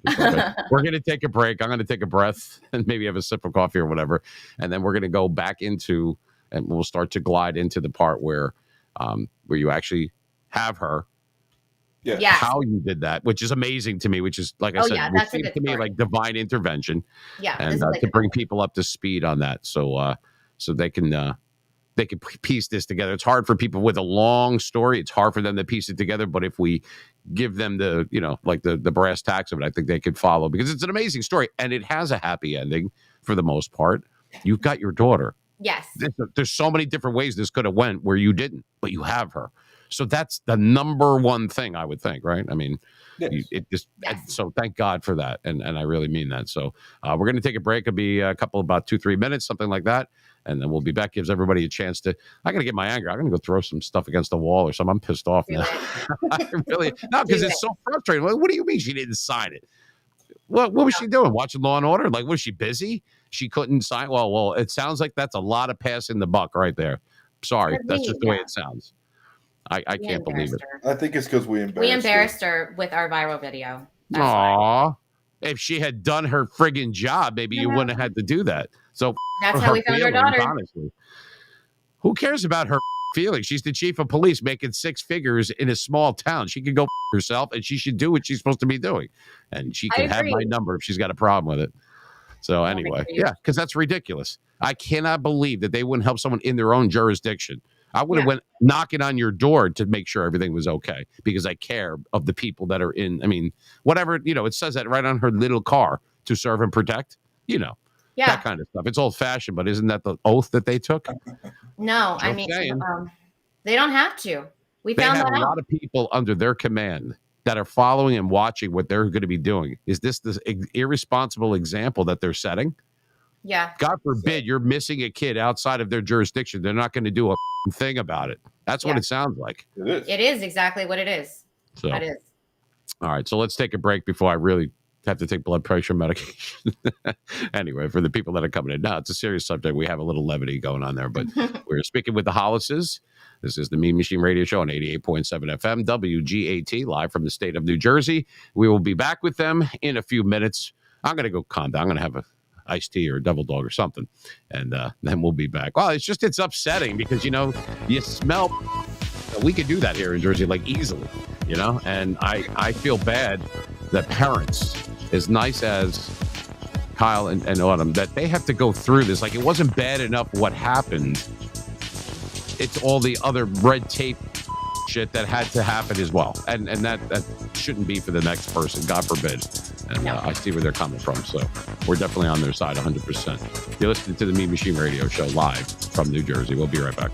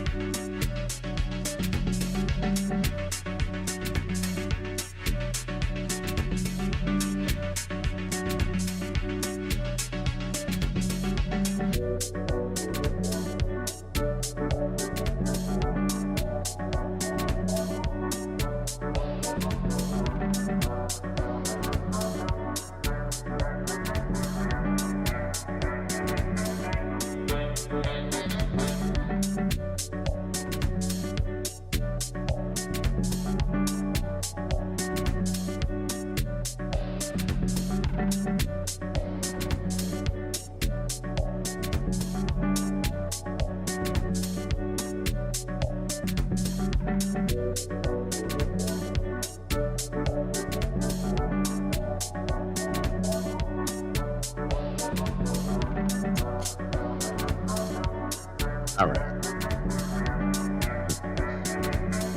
You're listening to the best radio in the universe. Non-stop music. All day long. You are listening to New Jersey's badass radio legend, Gregory Joseph on New Jersey 88.7 WGII T-Rock Oon, baby. Tune into the Mean Machine radio show in New Jersey for real talk with no BS. We're real people telling it like it is. Get the raw truth on all things in society, life, and culture. Join us for brutally honest guests, banter, and no-nonsense advice. The Mean Machine radio show, where life gets real. Let's go! Like this. All right, so we're back. We are here, 88.7 FM. We do everything very professionally here. Kind of unlike, I'm going to call that person out, the person that just went into the chat. You want to talk about no class and just comes in and tries to. Did you see that come up in the chat? Yeah. Really? Right in the middle of the show. That's why they're YouTubers and not on the radio. Remember, I told you that. Anyway, one thing will get better. Don't worry. It's all right. It's called professional courtesy. And now they're blocked from the restream and on YouTube. Oh, I missed them already. Anyway, right here at the Mean Machine Radio Show, where we are in the big leagues. And we have the Hollises with us. That would be Autumn on the left right there if you're watching my screen. And yeah, the guy that looks like the guy, that's Kyle right there. Yeah. That's actually a nice background. I like that with the little lights hanging in on the windows there. That's cool. Back porch. It's a back porch. Nice. All right. I'll be over there tomorrow. Sweet. Anyway, so yeah, I want to come and hang out. I want to meet the chief of police. We did Yeah. Do you, though? Do you? I mean, oh, you know what? They can't do anything if I step 2 inches over the line. Anyway, and trust me, I step over the line constantly. Anyway, I'm just angry for you because it's got to be frustrating to deal with. It's bad enough to deal with that type of situation where you don't think that that would happen to you, but it did. But you get your daughter back. You got tired of sitting around. You've got Autumn saying, okay, it's been more than 24 hours. Oh, I'm sorry. Was it a holiday? This crime take a break? You know, like if it was me, I'd be like, what are you kidding me? Yeah. So, I mean, they get paid for holidays. So it doesn't mean like they have to go out of their way. But this isn't about law enforcement and the disconnect that might happen there. They might have their hands tied with certain red tape and everything. So it's not a slight on them, so to speak. It's, okay, somebody, anybody, help these people. Now, saying that aloud the way I do, can you go into where we're at now? So you find your daughter, right, through an unbelievable set of circumstances. Oh, yes, you find her. Story. Yeah, if you want to just briefly go into that, because then I want to go into what's going on now. Okay. If you don't mind. Okay, so I get a message. This is Wednesday morning. I get a message saying that they had on Facebook, because I'm holding Autumn's phone. I get a message on Facebook saying that they're on I-95 heading north, and they've seen a white Nissan Titan 4x4, which is the vehicle that they were in. Which is the vehicle they were in, and that. And this is just some random person on Facebook. I'm sorry that we had no idea who she was. That is saying this. You had no idea who. We had no idea who this was. We didn't know who she was. It was just because I had been getting a lot of random people, you know, it's literally no clue who they were, just saying, you know, praying for us and things like that. But this person said that they had spotted a vehicle in the same area. So in Jacksonville. So, and I asked them, hey, have you contacted the Beaufort Police Department? They said that they had been trying to find the number. I sent them the number. About, what was it, like 10, 15 minutes later, she texts me back saying that, you know, they transferred her 3 times, saying they didn't know what missing girl. They had no idea. And that, but she finally got them. Yeah, they were going to call her back, though, and they called her back like 10 minutes later. Yeah, and then they called her back like 10 minutes later. So I do my due diligence. I call, you know, and give the police an update. About the vehicle. About the same vehicle. Yeah. And I don't know, 20, 30 minutes later, we get the chief of police calls and lets us know that that was them, that the Florida Highway Patrol had picked them up. They were in the back of the truck sleeping. They ran out of gas. Because they had ran out of gas. but the, They ran out of gas. yes. and son of Sam got nailed from a parking ticket. So there you go, folks. Yeah. The slightest thing could be your demise. But go ahead, I'm listening. This is so person that the interesting part or the divine part is that like the person that found that spotted the vehicle had just their child just recently. They're from Beaufort. They are from Beaufort, South Carolina. They are from here, right where we are. And that they had planned a few months before to take a trip to St. Augustine and stay there for a week and then come back.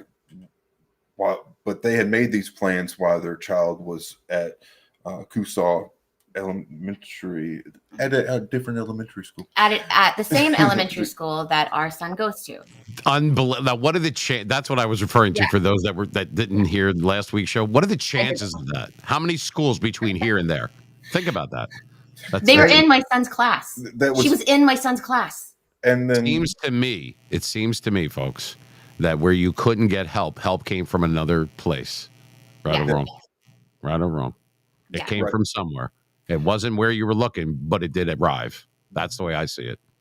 And the post that I had made in the very beginning, whenever I posted it on my daughter's school, I made a post in the parents' site on there. Her daughter had just gotten transferred from my son's class to my daughter's school. So that is how she saw the post, was in that school parent site that I had posted it on, which is crazy, I thought. That is crazy because I don't that just doesn't happen on that's not something that you hear about. I mean, I'm glad that it happened, but it's certainly not in the playbook anymore. It's not in any manual I've ever seen, but it happened, and this time it was swung in your favor this time. Yeah. I mean, that's the ultimate thing. When it came down that the 0 hour, boom. We found our daughter. Right. Basically, the police did nothing the police did found our daughter. It was what the work that we did and God that is is what found our daughter. Yeah. And because tell them about the house, whatever they were. Because the reason why they ran out of gas. It doesn't sound like he wants to. Because that could mess up another. That's why Autumn came in. Come on, Autumn, spill it. Yeah, it's because we can't. We have a. There's an ongoing case in Jacksonville, so we can't talk about the details. But we will tell you right. The case. It is. Right. You can't talk about the details of pending litigation. However, we can't talk about the details, but it's a trafficking case in Jacksonville. Okay. Ongoing, obviously. Yeah. Ongoing investigation for human trafficking and criminal sexual conduct and the like. Okay. Got it. I think the audience can figure that one out. They can yeah. So it's my daughter wasn't on vacation when she was gone. No, she was. She was in a drug house. A drug house. A crack house to be specific. This is where the police found her in Jacksonville. No, they found her on the side of the 95. Yeah, we found this out after we picked her up. Yeah, and took her to the hospital. Oh, okay. So they grabbed her prior to you arriving. Is that what I'm hearing? Yes. I mean, okay, got it. Yeah. Got it. All right. And so you went to the hospital. This is in Jacksonville now, right? No. So we hadn't been directed by the police to do anything except go pick up our daughter. Local PD. They never gave us direction to have a sexual assault kit done. They never gave us direction to have a drug test done. They never gave us direction to do anything. But we had been given advice from other advocates saying that needed to happen, that we needed to get her clothes, whether the police, the hospital took her clothes or not. We still needed to take her clothes and put it in a paper bag. Which they didn't take. They didn't take her clothes. We still have the clothes in a paper bag in our closet. But so we took her back to Beaufort. We had a sexual assault kit done. We had a drug test done, which got the forensic interview set up for her to have for the other case that's going on right now. So she's back. We're finally getting a bunch of counseling done. Yes. Um, Good counseling. yeah. Our trauma counselor is amazing. I mean, that is another God moment right there, because actually the counseling that the police basically kind of set us up with here. I'm not going to say the organization, but she had went in for her first counseling session with this organization that she had her forensic interview with, and they said that they're not going to see her after anymore. that meeting that my daughter had with them. They basically said they were not going to see my daughter anymore until she went to rehab. So Okay. They weren't going to talk to her about the reason she wanted to use until she stopped using. well, she wasn't using She anymore. wasn't using anyway. We were going to NA meetings and AA meetings. Okay. I've been in recovery. I've been in anonymous programs for 17 years. I haven't drank in 17 years. So I take my daughter 2 or 3 times a week to meetings. She's got a sponsor now. She's got a working sponsor. the steps. Yeah. So we're taking care of that on that side, but that was just heartbreaking. But that wasn't good enough for this organization's trauma counselor. She said that she had to get one-on-one treatment with a substance abuse counselor for a few months before she got seen for the trauma counseling. Yeah. That made her want to use. And that's what my daughter needed, was trauma counseling. So that's what's another. That exact same day, I had an appointment with my son's. I had been referred to a counselor because whenever your child goes missing, you don't think about how many people this actually affects. But my son is 9. Sorry, I can say his name, I guess. Yeah, he is my son. It affected him immensely, more so than I think we ever would have thought. So I had gotten a referral to a counselor, and that same day that other place turned her away, we had this appointment with this other counselor, and my daughter was with us at that time. I mean, she was with me all the time. Yeah. Like she wasn't left anywhere by herself. And we went to that appointment, and she got her pegged. That counselor. I mean, the counselor was just had her. It wasn't even like we were in there for probably 2.5 hours. Me, my son, and my daughter just talking, and she offered to take my daughter on because she was a trauma counselor, and she was just. I mean, if She that sounds like she was something else. Because it was just crazy. Because like I said, this whole time we're hitting walls, Right. The police aren't doing what they're supposed to do. The counselors are basically saying they're not doing their job. The counselors aren't going to do it. So it's like, that's a lot of bouncing around and passing the buck. All you want is your daughter back to figure out what's going on. So who got the that was up to you, and where did that happen? Where you got to do the to bring it to the hospital and so on. We had been told that we needed to have so we had found evidence on Snapchat that she had intercourse with this boy before she left. Okay. So we had evidence that she had relations with him before she left. So the 14th. The 14th. Yeah. So which she was left at 12:30 at night and was dropped off Saturday morning at 7 a.m. That was the true story. But I'm talking about when you found her, and then you had to take her a test in the kit and everything. That's what I'm saying. Where was that? Whose idea was it? It was ours. It was ours. Yeah. It wasn't the police. It wasn't anybody else's. It came from the house, the command center, our command center, not the police's command center. All right. So this happened down in Beaufort. Yes. So we picked her up in Jacksonville. So you drove her back down to Florida. Yeah. Back down to South Carolina, or I should say up to South Carolina. I'm sorry. And that's where you brought her, and they admitted her and did the tests and everything that was required, correct? Okay. Yeah. All right.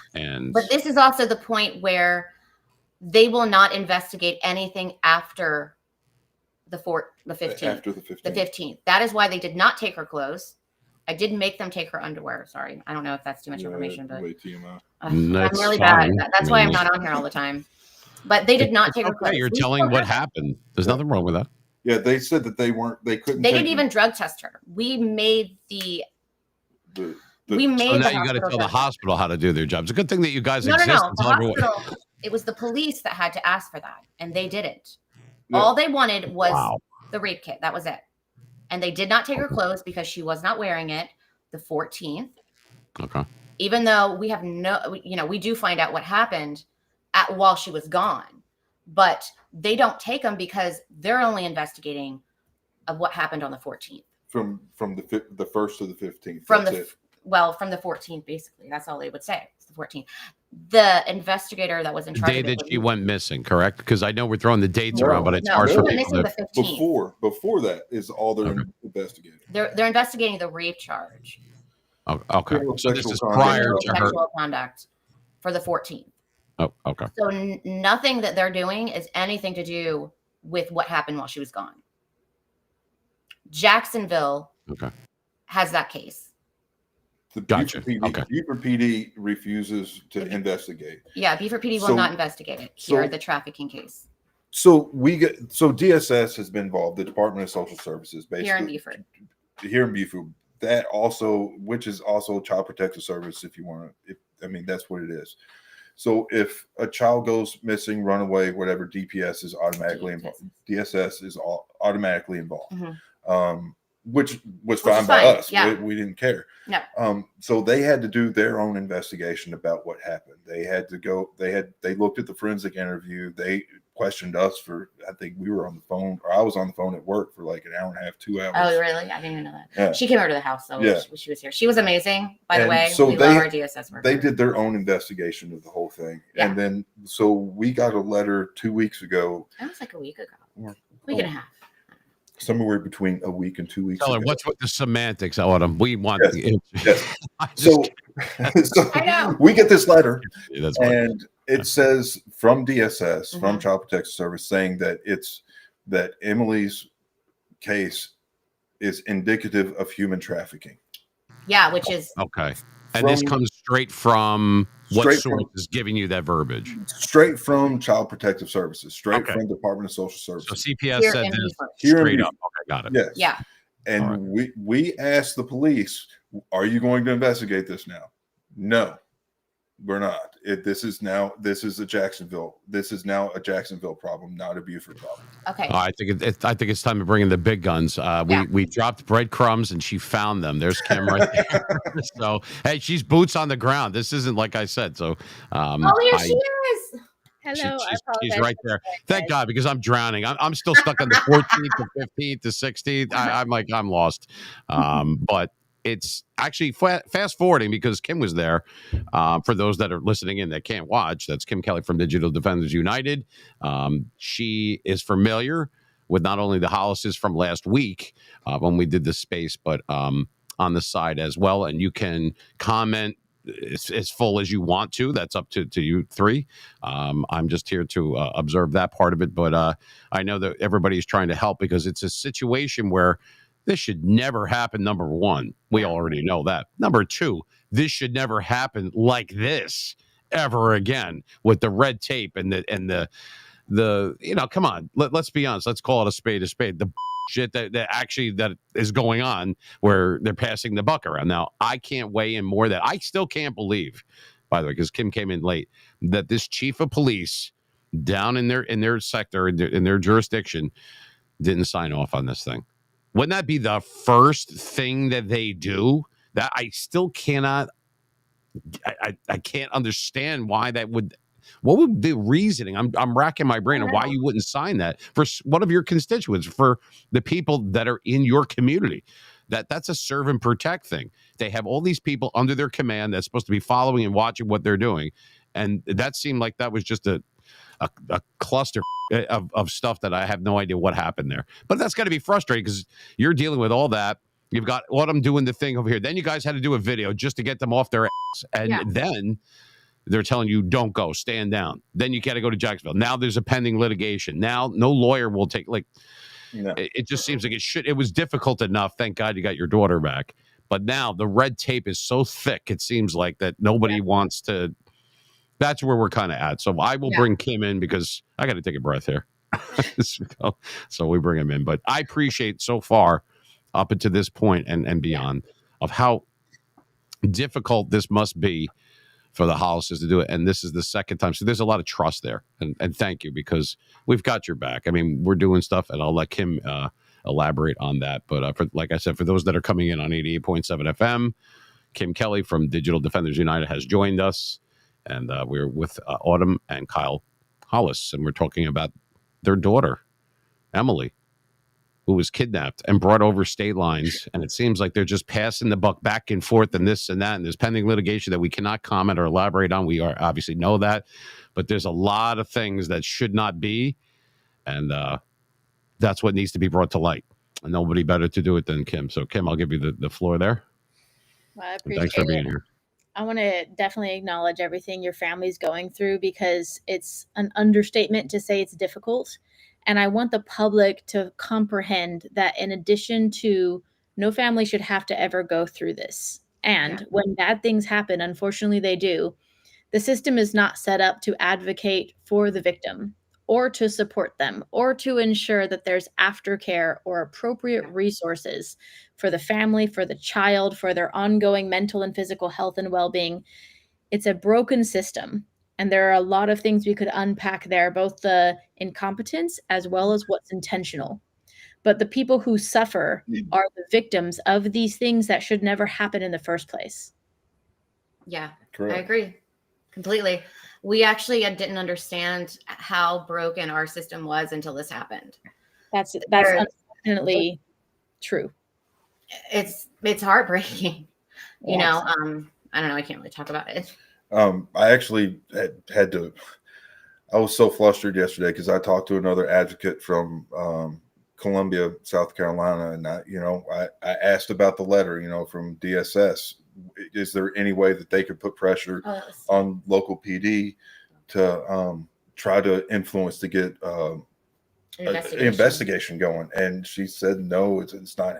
I can't do that. That that's on. That's somebody else. Like and like this entire time, that's what it's been. Listening to advocates, it's always somebody else. And like, so I had to go on dictionary.com and look up the word advocate to find out what the actual word advocate means. Because, I did too. Because it's somebody that speaks in support of, like, that's behind the person. So you would think a victim's advocate, like it's speaking for and in favor of victim. For the victim. Yeah, right for. Yeah, but that hasn't happened. Have their back so they can rest and not have to fight beyond what they survive. That is unfortunately not how the system is designed for these children. Absolutely not. So I want parents to take away some very important understandings from this whole situation. And it's a terrible tragedy that you guys had to experience. What I'm so grateful for, as everyone else, is that your daughter is safe. Yes. I'm really getting chills as I say this, because I work with so many cases where unfortunately the child isn't found and just the unimaginably worse things happen. So the fact that your daughter is part of the 0.1% of kids who actually are rescued and or come out on the other side is miraculous. It really, truly is. I know you guys know that. The public doesn't understand that less than 1% of human trafficking victims are ever rescued. So that's massive. Taking someone beyond state lines, it becomes very complicated, because now we have all these different jurisdictions and people that are passing the blame, etc. So that gets very complicated. There's huge lack in society, again, beyond the training law enforcement should have to not only identify these cases, but be able to assist with the rescue operations, with the ongoing investigation and surveillance and all the things that are needed. Then there's the what do we do when these kids are rescued part of it. Now, again, thankfully, in your family, unlike most situations, the child had a safe home to go back to. In most cases, that's not how that works. And then the kid is left to do what? Like, rhetorical question. Where is the safe place that we put survivors of child trafficking in America? Doesn't really exist. So I've worked with situations actually in South Carolina a year ago. The state put out a notice that they needed more beds for trafficked children. They had 15 beds in the state and they needed hundreds. They needed over 1,000 beds, in fact. Some of those kids were being sent, children who had been rescued from child trafficking were being sent to juvenile detention centers. Wow. Basically being punished for going missing. Being punished. Yeah. Being punished, being re-traumatized. Are they safe? Are the other kids safe around them? Like, who are we helping? Yeah. Mm. It's ridiculous. No. So the aftercare services are just overwhelmingly lacking, to say it as nice as I possibly can. But I just want to ask, for the sake of so that I can help, but also for the sake of the public's understanding, what type of resources or aftercare is your daughter being offered, or is your family being helped with? So we've got awesome counseling. But that wasn't offered. That's someone we found. For that. The people they offered actually turned us away, my daughter away, because they wanted her to get. So the trauma counselor said that they will only see her after she's seen a substance abuse counselor for a couple months. It's so stupid. Like, and that, like, I got infuriated. Like, I had been doing a really good job not getting mad, like taking the punches and, turning the other face, like, kind of understanding that the system's messed up, and just kind of, we actually weren't surprised after so many walls after this. But then to say something so ignorant, like, and I called her, because I called the advocate of the group that we were using referred to. I was like, hey, why is my wife being told that my daughter won't be seen by the counselor again until she sees the substance abuse counselor? Well, she wouldn't say that. Yes, she would. Well, it's got on here that she has another appointment. I was like, okay, when's this next appointment? Well, it's not on here. Let me call her and I'll get you back with you. The counselor calls me back. It was like, well, your daughter needs to see substance abuse. That's all she wanted to talk about when I tried to talk to her. And I wanted to redirect her and talk about something else, but that's all she wanted to talk about. And she needs to see. So I was like, so wait, you're telling me that she needs to see a substance abuse counselor to talk about her substance abuse, and not about the trauma that wants to make her use it to begin with. Exactly. Well, no, I was like, so do you know anything about addicts? What happens if she never gets sober? What happens if she decides that she just keeps using? Like, even though we're parents and we can keep lockdown, we can't lock down everything. Like, what happens if she never gets sober? Does she never get to talk to you about the reasons she wants to use? Is that how this works? I mean, how many months does she have to be clean before she talks to you? Well, this is just how it is. We've talked as a team, and we're not going to see her again until she's been in substance abuse counseling. So the resources, I think that was it, actually. Yeah, that was it. But yeah, I digress.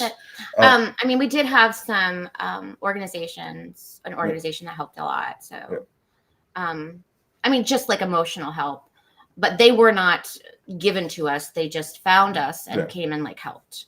Yeah. So I'm glad to hear you're getting some help. Like, ideally, one of the things I'm very passionate about is building these trauma-informed aftercare and trauma-informed therapy resources for these kids.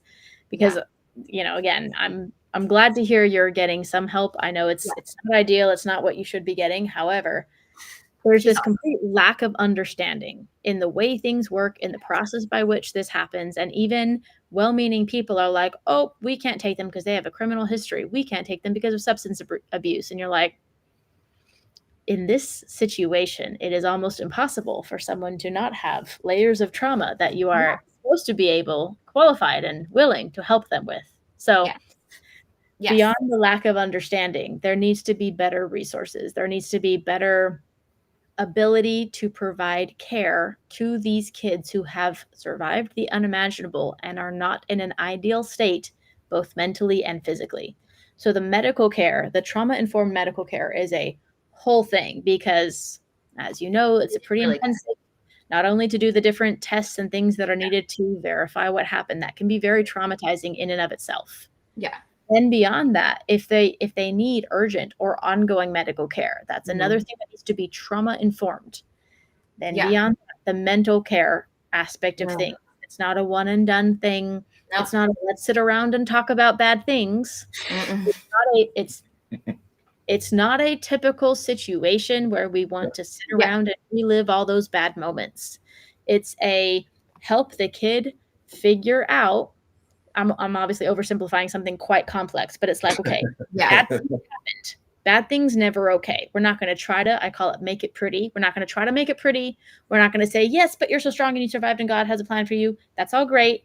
My point is that right now, that's not helpful to like try to be positive. No, we're saying bad thing, bad thing, never okay. Number one, because we are adults and we are fiercely protecting you. We want you to know bad thing, never okay. You're okay. You survived. You're incredible. You're a badass. Now, what do you want to do about it? Yeah. It's about, it's reclaiming that power, but that's not step one, right? It's getting them to the place where they can understand, okay, bad thing happened to me. It's not my fault. I am not guilty. I do not have to carry that shame or that ick or that blame. Like, I'm not broken. I'm not damaged goods. We're not starting from this like, oh no, now you're broken forever. That's not helpful. No. Bad thing happened, bad thing bad. You survived. You're a badass. Now, how do you want to handle it? I'm again oversimplifying it, and there's age appropriate ways to say that to every kid, but it's like that's a very different standpoint than like, oh no, now you're a broken victim, because that type of confusion and shame alone can be very difficult for a kid who's trying to figure out what's going on. Yeah. Tears me apart that there are not better resources available, because I know there's a lot of well-meaning people, but there's truly a lack of understanding as well as lack of resources. So again, I'm really it's amazing when a child does have a good family and good parents where they can actually get support. Yeah. But there should be so much more support for y'all. I agree.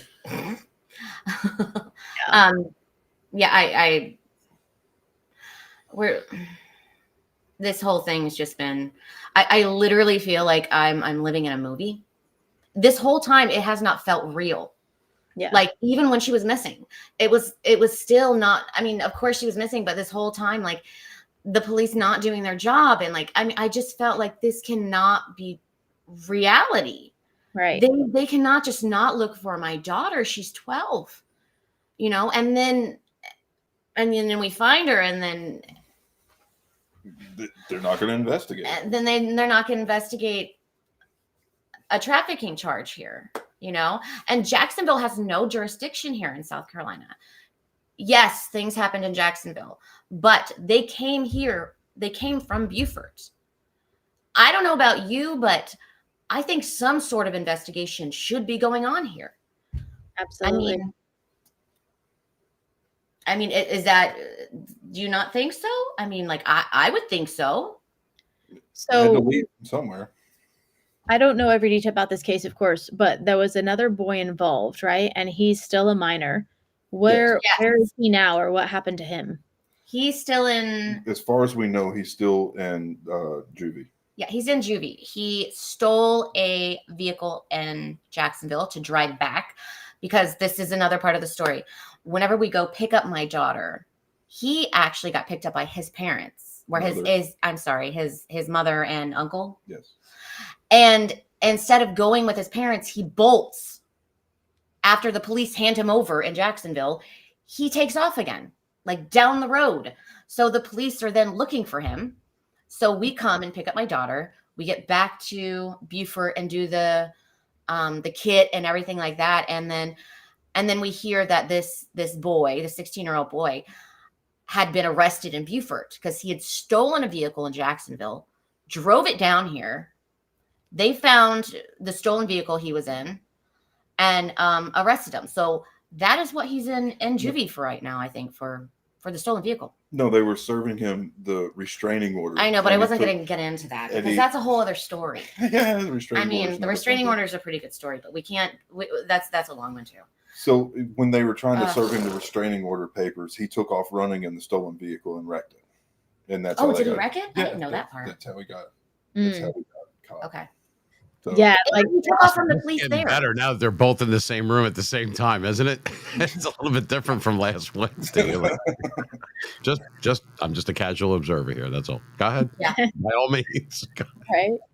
It's just there's so many layers to this, and obviously there's a lot I don't know about the specifics of this case. But the other thing that is difficult is that one of or the perpetrator is a minor. So it's going to be difficult for them to proceed with. Now he's in juvenile detention, like you mentioned.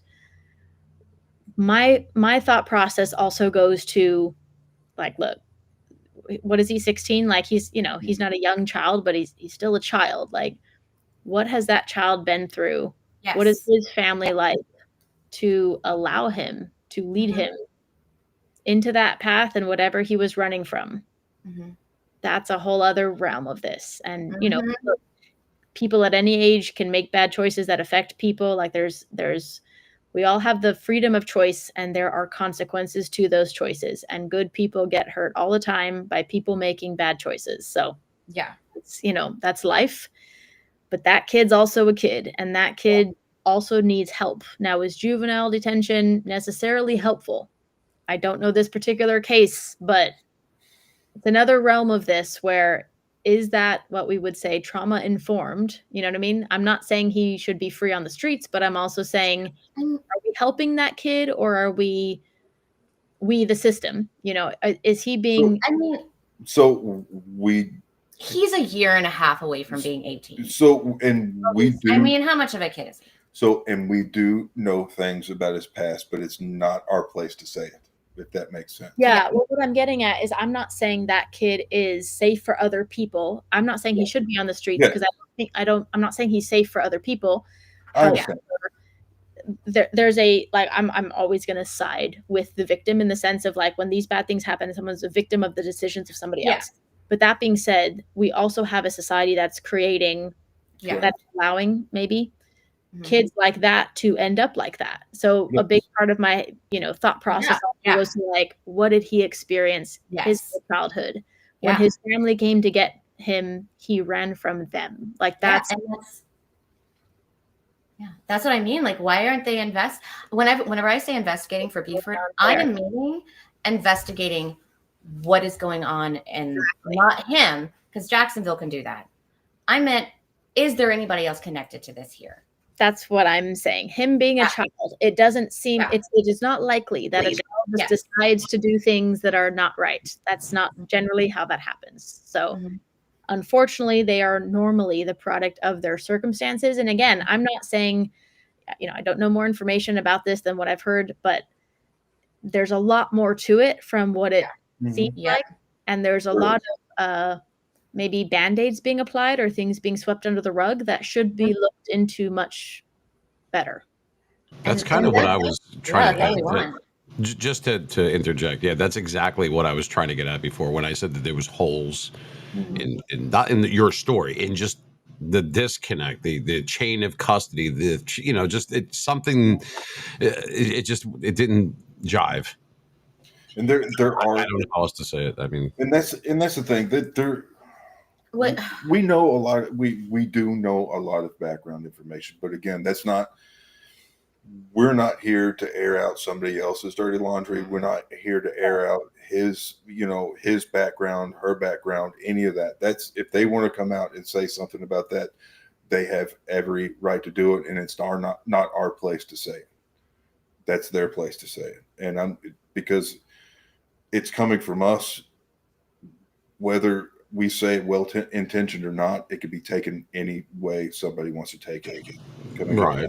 Yeah, that's true. But to go forward, and I understand that, obviously, but that's not quite, I'm talking about having the next husband and wife, God forbid, have to go through this, what pitfalls they would have to go through. Just hopefully it won't be, well, we can't help you here, and we don't know there, and there's a time difference, and nobody was assigned because it was a holiday, and this person doesn't have jurisdiction, and that's red tape, folks. That's quintessential red tape, passing the buck and everything else. Meanwhile, the clock is ticking.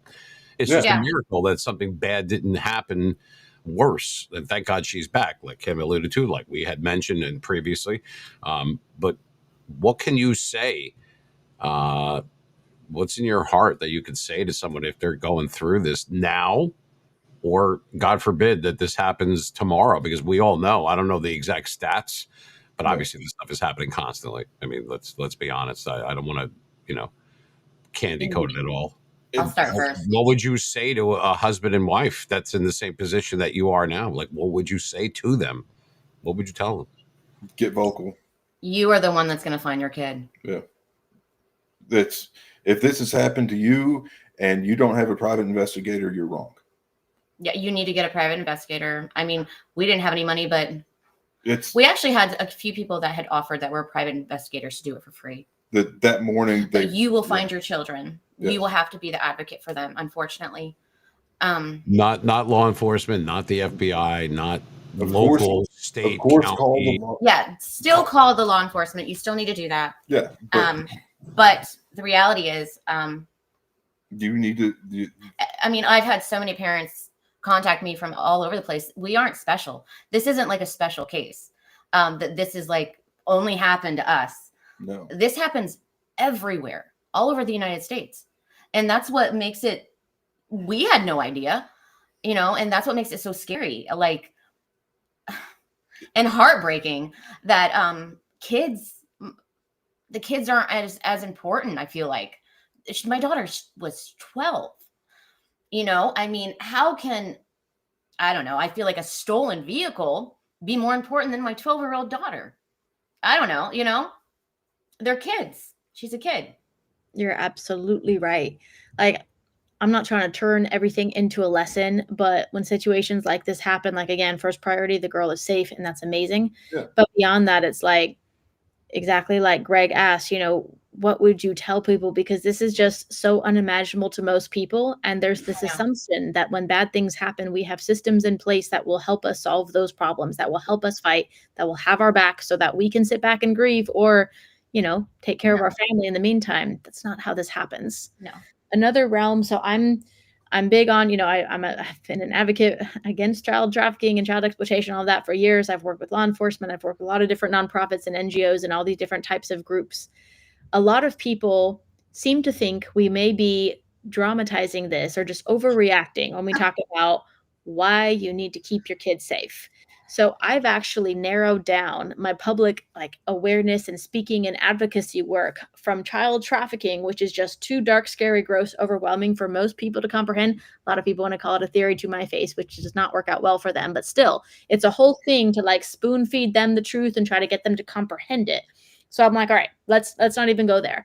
I focus now on digital safety, because it's much more tangible to people, because no one can call that a theory, because I can show you what I see when I'm pretending to be a child working undercover with law enforcement, like what I see just being on the internet as a child. But beyond that, it's no longer like the guy in a ski mask in a white van who's going to, come see your kid. Now with the internet, parents are giving the world, the internet, access to their child who may be safe at home in their bedroom. But in reality, there are all kinds of bad people with bad intentions who are literally searching for children.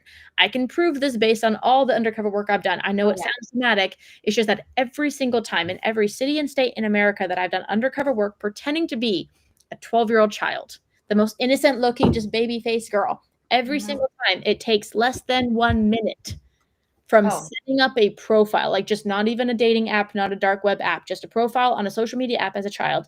It takes less than 1 minute every single time for predators to pour into my DMs, messages, whatever it is.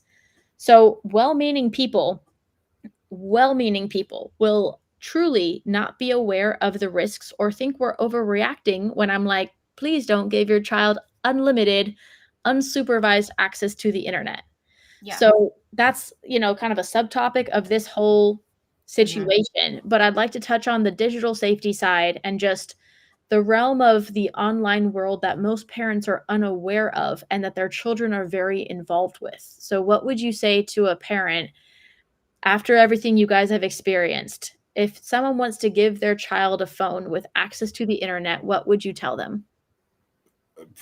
We now have an app that we know it takes a picture of her phone every 5 minutes. It has keywords that we're alerted for. If she texts anybody these certain words or looks up anything on the internet, it automatically sends it to our phone, and we're alerted by it. the app also regulates what app she can get on. Yeah. Regardless, like there's a whole list of them, and that's what we're having to do because we want to trust our kid. We wanted to, we wanted to be able to trust her to make right decisions, and we wanted that, but we found out we couldn't do that. That we need to be involved in what's going on her phone. And like you said, like on Snapchat, even though this 16-year-old boy is groomed her, I feel like, and took her, there were, and this has never been brought up, but there were other chats in there that were grown men that were inappropriate for sure. That we're talking. Right, talking to her, and my daughter's 12, and I think even on her Snapchat, she had said she was maybe 14. I think. So she's actually 12. Yeah, they alluded that she might have been as old, the ripe old age of 14, and these grown men are these grown men that were talking to her on there. Well, I mean, absolutely. Yeah, but this is the thing I also want to say. I think you need to teach, like our trauma counselor, to teach your kids to use, I don't think you should completely take it away. They need to learn how to successfully use a social media account. You need to have it on lockdown for them, though, but they need to learn how to do these things appropriately.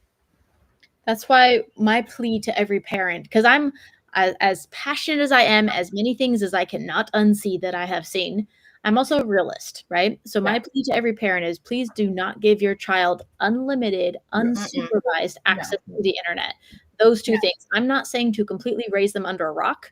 I'm saying monitor their internet activity. So I'm a huge advocate for two apps that I recommend are Bark and SpyX. There's many softwares that are similar. I just want them to use something like the app you said that you're using to monitor your child's device. Please use something so that you at least know their world. Point one. Point two, even if you have that, I still want you to check your child's device. I want you to log in and see what apps they may be hiding. Like, children are curious. The internet is always evolving. There's a lot of things we have to stay up to date with. I'm not saying, even if the child is the perfect angel you think they are. Children are curious. Wait, hold on a second. This is news. Are you trying to tell me that children lie? This is ridiculous. Yeah, but you think that they don't. I don't know why. And to them, I have so much trust. Shocked. Really, they're keeping a secret because they think it's cool. Like, it's not a nefarious intent. What I tell my 10-year-old nephew every time he begs for a phone, he's like, oh, but please, but I'll only do educational things, and I'll only, he makes his whole case, and he's actually really great at it. And I said, look, it's not that I don't trust you. It's that I don't trust the internet with you. Yes. Yeah. Parents need to know these risks can translate into real life very quickly. And again, it's not necessarily that the kid is trying to hide things from their parents as much as that is the kid's world. The digital world is a entirely additional world than the real world that we all experience. And there are people on that digital platform with very bad intents. There's also just other boys trying to get away with things. The point is that you're the parent. It's your responsibility to know their world. It's not about invasion of privacy. I get pushback from people, I don't want to invade their privacy. You're their parent, not a stranger, not their friend. You pay their bills. That is your business. It is your job to protect and be very involved. Yeah. God, that sounds like my mother. I'm just kidding. Except she would have been more. That's why I have kids. She would have been using her hands more. But by the way, I just wanted to say real quick, because I've heard Kim say that before, just so that Owen and Kyle understand that that's a good way of putting it. It's not that we don't trust you. So I don't trust the internet with you. That's a good way of putting it. Not only is it accurate, but it's a good way of saying it, because it's true. But that's what it is. It's not because, look, you can't control the internet. You know your daughter, but you don't trust the internet with your daughter, not your daughter with the internet. There is that difference. It's not semantics, but it's not. Fun. Right. So that's a good way of putting it. That's all. I'm just. No, I agree. I even get pretty, age appropriate. But when my nephew really pushes back, for example, makes a whole case about why he should have a phone because all his friends have a phone, all these things. I get much more into, look, age appropriate. They know that their auntie works with good guys who take down bad guys that try to hurt kids, and that there are bad guys on the internet looking for kids to hurt. So again, like, we're keeping it age appropriate, but I'm not just taking fun things away and saying, no, you can't, because I said so. I'm explaining to him why. Yeah. So he takes a lot of convincing, but I take a whole 20 minutes or whatever it is so that he understands I'm not here to take away your fun. And it's not that I'm saying I can't trust you. It's that the world, he now has that understanding. So I will reference those conversations every time he asks the same question as far as why he can't have a phone. But what concerns me is that there are a lot of well-meaning parents. Like, we're not even talking about the bad, negligent parents. We're talking about well-meaning parents that think it's totally fine to give their child access to the internet, and that's concerning to me. Yeah. Well, we didn't even really do that. She got her phone on her own and downloaded Snapchat on her own and got Perp on her own. She got a phone from school. Yeah, like, we didn't even know. Like, we had no idea she had a phone. We didn't even know she had the phone. I mean, and she was exposed to the internet and all this stuff because at that time her phone was taken away. But I also, since we're talking about digital as well, just for parents out there, my Facebook was hacked into January 30th and 31st from an IP address in Jacksonville, Florida, which is crazy. This is what scared me. Yeah. This boy contacted my daughter January 31st on Snapchat. And that is where they ultimately ended up being at, was in Jacksonville, Florida.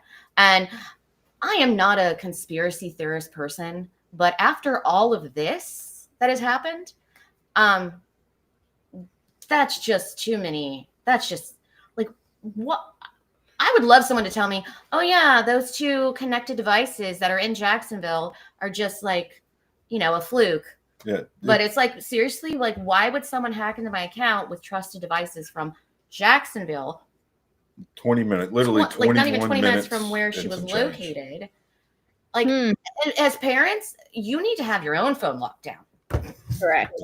Absolutely. Make sure you have that two authentic verification, all that. Yes, that's one of the scary things, is that I have a good friend. His name is Mark Strauss. He is one of the most notorious technologists in America. He's built some of these massive things you see in every big stadium, and he's invented the most incredible technology. That being said, this man is a wealth of information, and he's big on digital safety. Mm-hmm. He works a lot, and he's actually on my board of advisors. Like, he's very, big on protecting kids and all of those safeguards, but also grown adults, like people like me who are a techie. The digital world is evolving so quickly that not even adults can keep up. That's a whole additional conversation, but exactly to your point, data risks and security risks and all these different ways that grown adults can get swindled or into trouble on the internet without any kind of nefarious intention. There's hackers and there's all kinds of data risks on the internet for adults. How would we expect kids to navigate that? Like, how do we think it would be a good idea to give children access to the same world that we don't even understand? There's a lot of things for people to take much more seriously these days when it comes to protecting their family, because there's so much information about us in the digital world that we don't even have to hack into anymore. People putting, verifiable, like, details that can help people locate their house or the school their kids go to, or their age and their friends and all these different, where they play sports and things that can help bad guys do bad things. But then beyond that, there's the much more stealthy criminals that will actually hack in and break in and take things that aren't there. So I want people to be aware that when we're talking about these safeguards, not only are we being way too chill, we want them to take it seriously, because prevention is so much, let's call it, easier than having to deal with this after it happens and learn from all these different things that we were not prepared for. Yeah. The very, very difficult thing, again, for any family to go through, but then to also be, having to take care of your family and pay your bills in the meantime while you're helping your daughter heal from this whole situation. Then there's all the trauma she has to relive, having to talk to all these experts and all these counselors and the court and all of that. And then it's like, how do you keep them safe moving forward. There's a lot of considerations. So anyway, I'm big on digital safety. I have a lot of free resources on my website. I have a whole checklist of internet safety resources and a guide for parents, because I really want to like make it as easy as possible for busy, well-meaning people to implement safeguards. Yeah. I would like to let you know how real life this is. We have to put our kids to bed soon. So it's like close to our bedtime right now. No problem. I know you guys have been live for a while. Right? I know. They're at my parents' house. Some tissues. Hold on a second. I got some sitting around here somewhere. Anyway, but I wanted to say, well, actually, yeah, we only had 10 minutes left anyway. However, to wrap it up, you see up on the screen there, it says never say runaway, and then it says Emily's Law, change is coming. And then this is right off of your Twitter page. That's what I'm sharing right now, where it says changing laws for runaways and juveniles. Can you delve into that and explain that? Obviously, that's a work in progress. What do you got going on there? Because that looks pretty good. So for you have the two petitions. You have the never say runaway. The never say runaway is to change the wording in, I guess, in the law, how to say it right. You want me to do it? Yes, okay. I would love you to do it. Thank I'll you. do it. Because I mean, I'm the one that wrote most of them. Or an AI help me. The word runaway is an old school word. I mean, like back in the 70s, whenever people would say, use the term runaway, it was something like they, ran down the road to their kids, their friend's house or something like that. So now in 2025, with the digital and the basically welcoming predators into your home, and trafficking and all that, the runaway term, the police aren't going to look for your children. FYI, if they are considered a runaway, they are not going to look for your children. If I'm wrong, often it's assumed that they are runaway children. Oh, all the time. All the time. I mean, like just the other day, a girl went missing here, and she was at school? She had just left school, and she just disappeared, and the police called her a runaway. And I'm like, how would a kid just disappear? And be called a runaway. There was no note. There's no note. There was, no. Well, you mentioned the 70s. I mean, from like 1978 to like 82, I don't think my parents knew where I was, and nobody called anybody. They were just glad there was more food. Obviously, the times have changed just to make light on it. But yeah, I mean, obviously, Kim, correct me if I'm wrong, but don't you have to be missing at least 24 hours to be missing? Is that still in most areas? They won't even look for kids or people if they go missing, because it's assumed that they'll be found or that they possibly ran away or something else happened. And what's considered a tender age child? Under 10? When they classify it as something where the alert goes up, they have to be, isn't that what it's called, the tender age child, when it's someone or no, did I read that wrong? On the state, unfortunately, sometimes there's not a clear definition as to that thing. There's also there are a lot of complex matters. I'm not going to speak for law enforcement, but to be fair, there are a lot of, for example, custody battles where the parent takes their kids. So then it's like, is that really kidnapping? Or sometimes it's difficult to navigate. I will give them that. However, when it comes to children who are missing, we should definitely prioritize that just like we would any other crime, but I think much more so than any other crime. Yeah. Correct. So this is us like taking the word runaway out of all of it. We want the kids to not be referred to as a juvenile runaway. We want them to be referred to as a juvenile missing. Any organization, the National Unexploited Children's, any of them, even if you go on Facebook, Twitter, any of the missing children sites, not one of them use the term runaway, because they understand the dangers of that word. That word is dangerous. If you see a kid that has a poster that says runaway juvenile, and you see another one that says missing juvenile, you're going to think this kid that is a runaway comes from a bad home, is a bad kid. You see the missing one and you have more compassion and you want to help that child, and I'm probably just as much to blame. Whenever I probably looked at runaway posters, I probably thought they came from a bad home until we hadn't run away. And we found out that they don't have to come from bad homes. Right. The complexity is like we're just assume that there's something involved, that there's drugs, or that it's there some kind of domestic violence or whatever. Child. Yeah, even if they were groomed or manipulated into consenting, in other words, into getting into the car of their own will, a child cannot consent. This applies to pretty much everything, but like, oh, it makes my blood boil because by that same argument, that's why kids are not allowed to drink or smoke or like are allowed to vote. Children cannot consent, especially not with predatory adults or people that have predatory intentions. So I agree with you about the wording. Like, yes, it's just a word, but it's more about how things are handled once that word is used. Mm-hmm.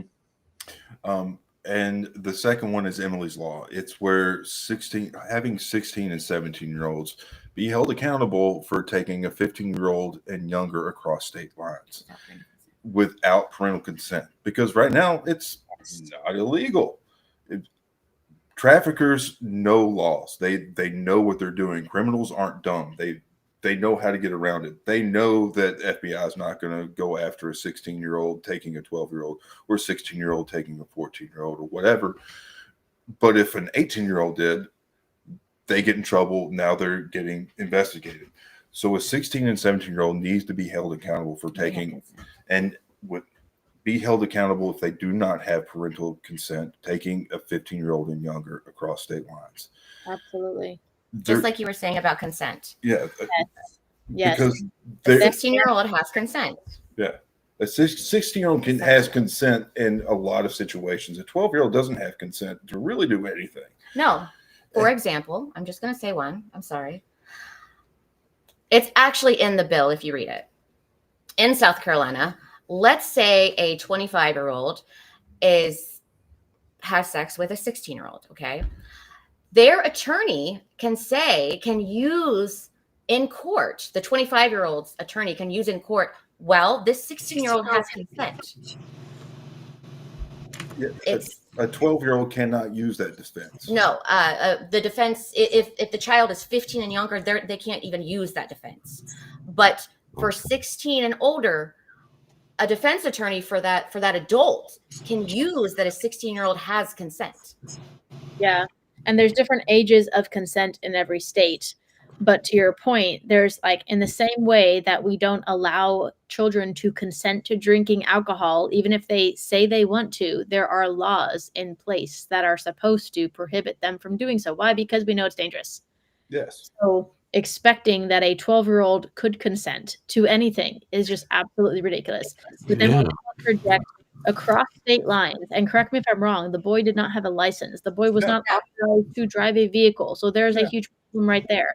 Obviously, now again, like I'm adding layers of complexity by acknowledging that that boy also came from a family that enabled that behavior, and I'm concerned for what might be behind all of that. There's definitely more to that, and his parents are definitely, should be accountable because he's still a minor. So the point is that like there's more to that story for sure.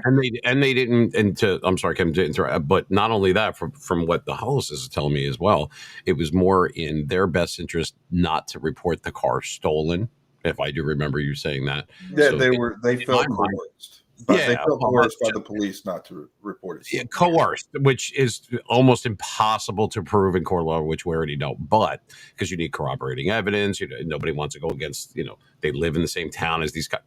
But it's not, like I said, I don't want to throw around like the rubber chicken here. But what I'm saying is that it's not that it should have been that my daughter or my son, who is underage, that took a vehicle without our consent. We don't want to report that. We don't want them to get in trouble. No, that's not. I'm not hearing that. I'm hearing that you abducted a girl who was 12 years old, not even a teenager yet, and leaving the state or wherever. And somehow 12-year-olds can give consent. And so we don't want to report that. It goes on, and it's ridiculous. And that's just what I'm hearing. Not to throw salt in the wound, but I'm like, it seemed to me that there's something there. Like Kim just said, why are they not responsible? It's a 16-year-old. I don't care what state it is. This person committed a felony, as far as I'm concerned. And as soon as they went over to state lines, that's federal. Now, unless I'm completely wrong, I only took pre-law for I was awake for about a month, but back in the day. But I do remember that there is stuff that does not change. There's been no added to that statute, as far as I know. But it seems like there's a lot of convoluted. The water is very muddy with this. I can't find the right vocabulary for it right now, but it just, something is not sitting right with me, that it shouldn't be this difficult. Yeah. And the fact that you have to be the best advocate to find a child, yeah, I get that part of it.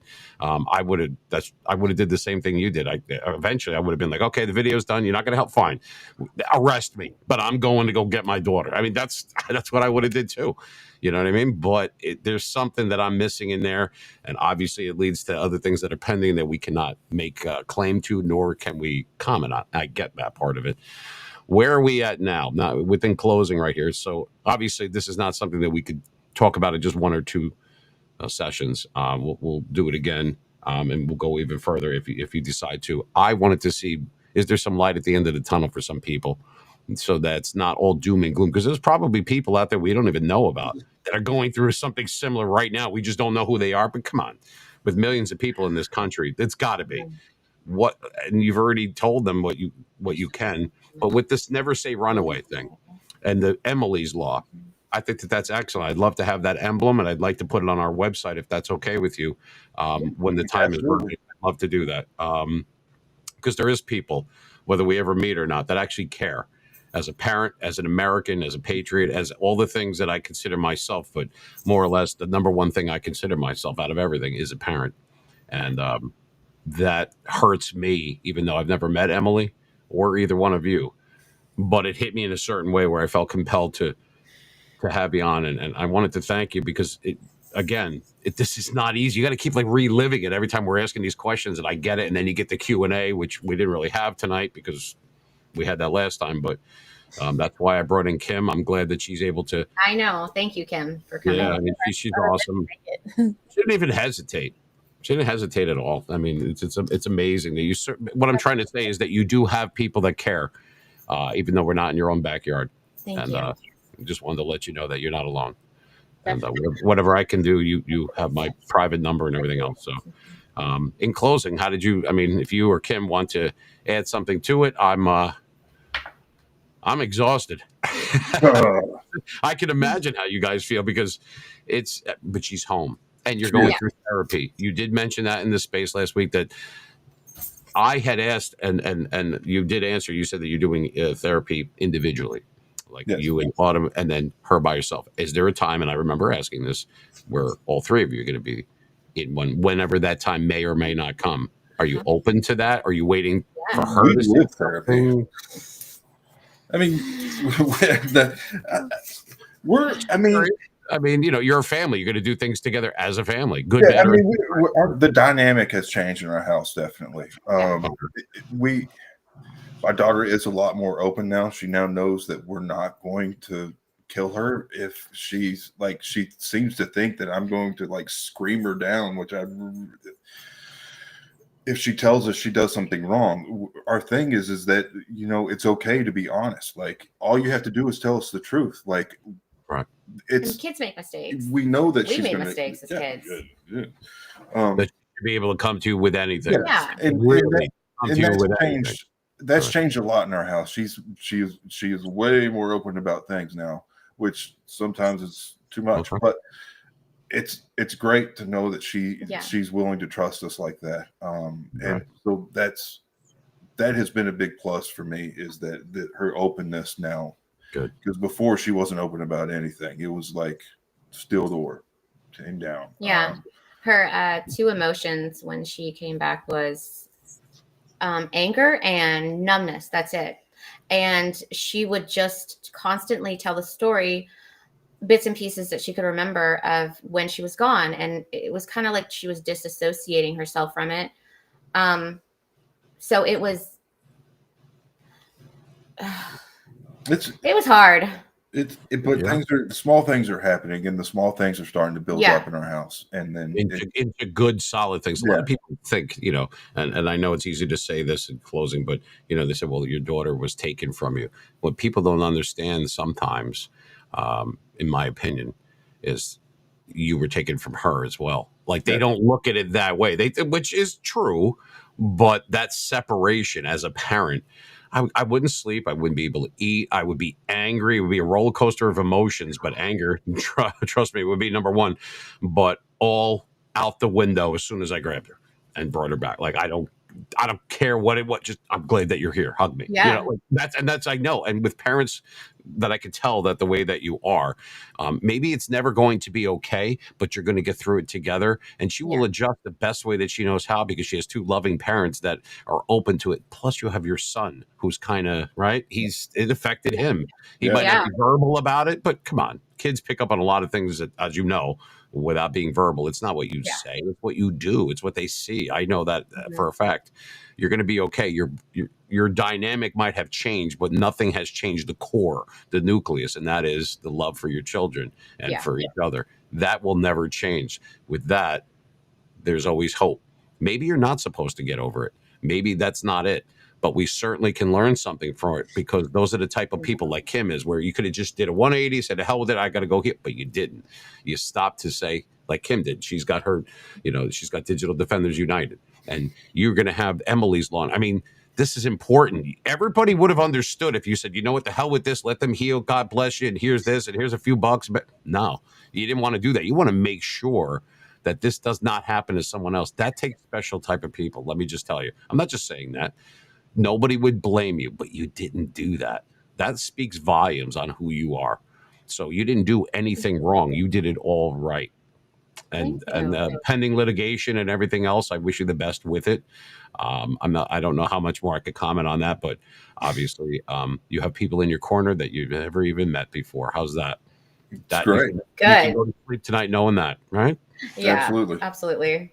Kim, did you want to add anything to it? We're going to wrap it up because it's past their bedtime. And I really want to say thank you for fighting for your daughter. No. I mean that from the bottom of my heart. I also don't know you guys.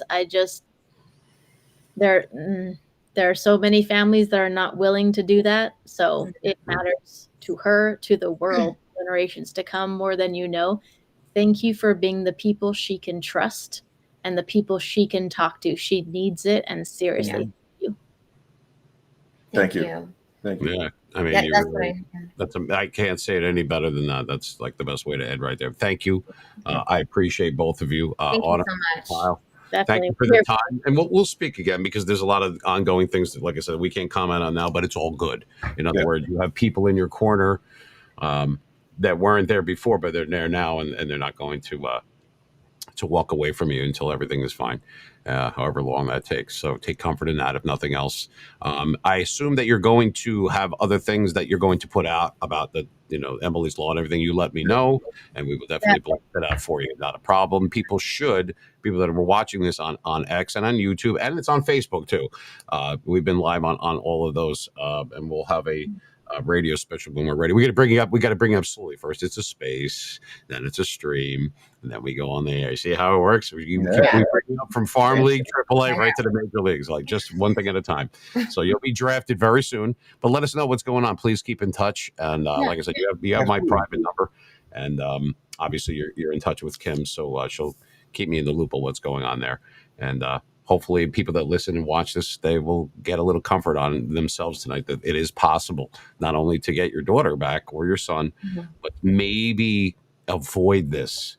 Yeah. Whatever that might be, don't blame yourself. Use that time to spend with them and sit down and explain that it's okay to tell me anything, no matter how difficult it is, because I'd rather deal with it in the house than having to go through something like that. That's insane, and nobody should have to go through that. No. But thank you so much for being here. For those that are, they should follow. You're on X, and you're on everything, right? On most social media, I would think. Yeah. She just goes, I'm on Facebook. Yeah, I'm trying to spread awareness. So, just because so many people are just oblivious to all this, just like Kim said. They don't understand it, and we didn't understand it until we went through it. So, well, we should get a link tree or something out there. I just got the dot thing. Remember the card thing? I'm tired of you guys constantly fighting. You're making me nervous. No, I'm joking.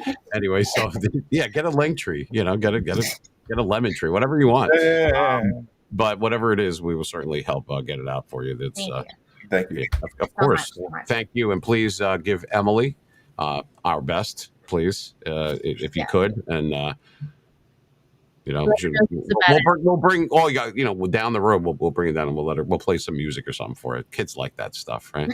Yeah. Okay, yes. That crappy music. We'll play some crappy music for her. How's that? Is that good? Sounds great. Anyway, I'm kidding around. But anyway, I wanted to thank both of you for being here, Autumn and Kyle Hollis. You can follow them on X. They are on there. Their stuff is going to be on my page as well as Kim Kelly there, Double K. That's Digital Defenders United. You should be following her too. And she's always very open to taking messages and that kind of thing. There's always time to do good. That's what I've always said. If you can't find a good person, be one. That's how it starts. So there's some hope out there. But I wanted to thank everybody from coming in. We're going to bop them out. Get some rest. Would you guys? You keep me up late. Jeez. Anyway, Kim, thank you. I appreciate it. I will see you soon. And for those that came in on 88.7 FM WGAT, I wanted to thank you for listening and watching. We were live on YouTube on the artist formerly known as Twitter. That would be X, and of course on Facebook. So you can get us on Saturday nights. We're here every 8 o'clock every Saturday night. We are on through Live 365, or you could watch it through a stream. Right here on our X page, which is at WGAT Mean Radio, and at Mean Machine Radio is our YouTube. We're on everything, as well as Spotify, iHeartRadio, Amazon Music, Facebook, Instagram, TikTok, and I don't know, some other stuff too. We're everywhere. All right. But anyway, you can feel free to reach out to them anytime. And you should be following Kim as well. She does a lot of good work. Even if you don't have anyone that's going through something like that right now, you might or you might not. They're the real deal. No hashtag and stirring up the bullshit and everything else. Yeah, and we have a space about it. There's a whole bunch of people and people follow it, and nothing ever gets done. All they do is argue about it or, go, oh, that's terrible. But nothing ever really happens. Sorry. Well, I see what goes on in some of those, and it's bullshit. Okay, this is the real deal. People, boots on the ground, actually doing something about it. Not saying everybody. I'm saying I know what I know, and I've seen a lot of this stuff. All you're doing is stirring up the pot by doing that. Let's spread awareness. Who the hell doesn't and is not aware that there's child abduction in this country? Give me a break. Yeah, awareness. Enough of the shit. Seriously. Sorry, but that's me on a Wednesday. It's hump day. Anyway, thank you for listening. 88.7 FM. This is the Mean Machine Radio Show. We don't pull any punches here. I don't have time for that. Life is too short for the bull. So we don't have that here. Like us or love us, we ain't going anywhere. But we are definitely here for the long haul. So thank you for listening. Thank you for watching. And we will see you on Saturday. You can follow us at WGAT Mean Radio. You see the community life, which is called the Mean Life on New Jersey 88 WGAT. That's on my page as well. And admin can let you in. There's a lot of good stuff. We have, who's coming up next week? Joe Hoekstra from Whitesnake. He's going to be here next week. And we have some other things happening, which you got to follow, got to tune in to watch. So anyway, thank you for being here. Take care, say a prayer, and we will see you Saturday at 8 o'clock. Rock on, baby.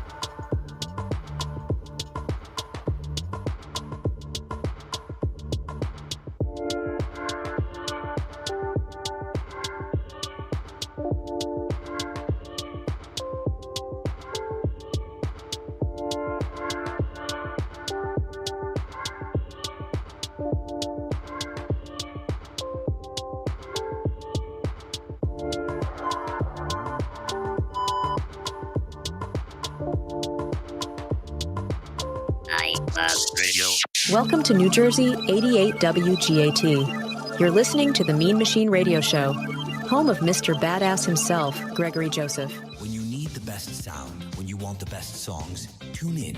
We're here for you. The best radio in town all day long. This is New Jersey 88.7 FM, home of the Mean Machine, the Lisas, and the Meanie Angels. Don't be gay and rock on, baby. The 88.7 FM Time Machine. Gen X all the way. Baby music is life. With top hits, hot chicks, and your very own Mean Machine.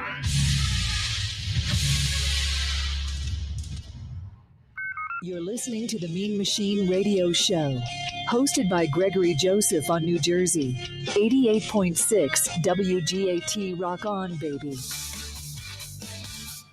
Holy crap! You're listening to New Jersey 88.7 FM WGAT with your voice of choice, Gregory Joseph. Rock on, baby.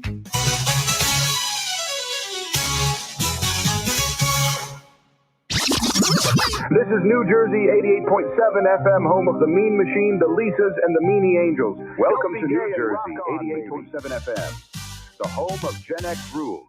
Gregory Joseph and our Meanie Angels will show you why music is life.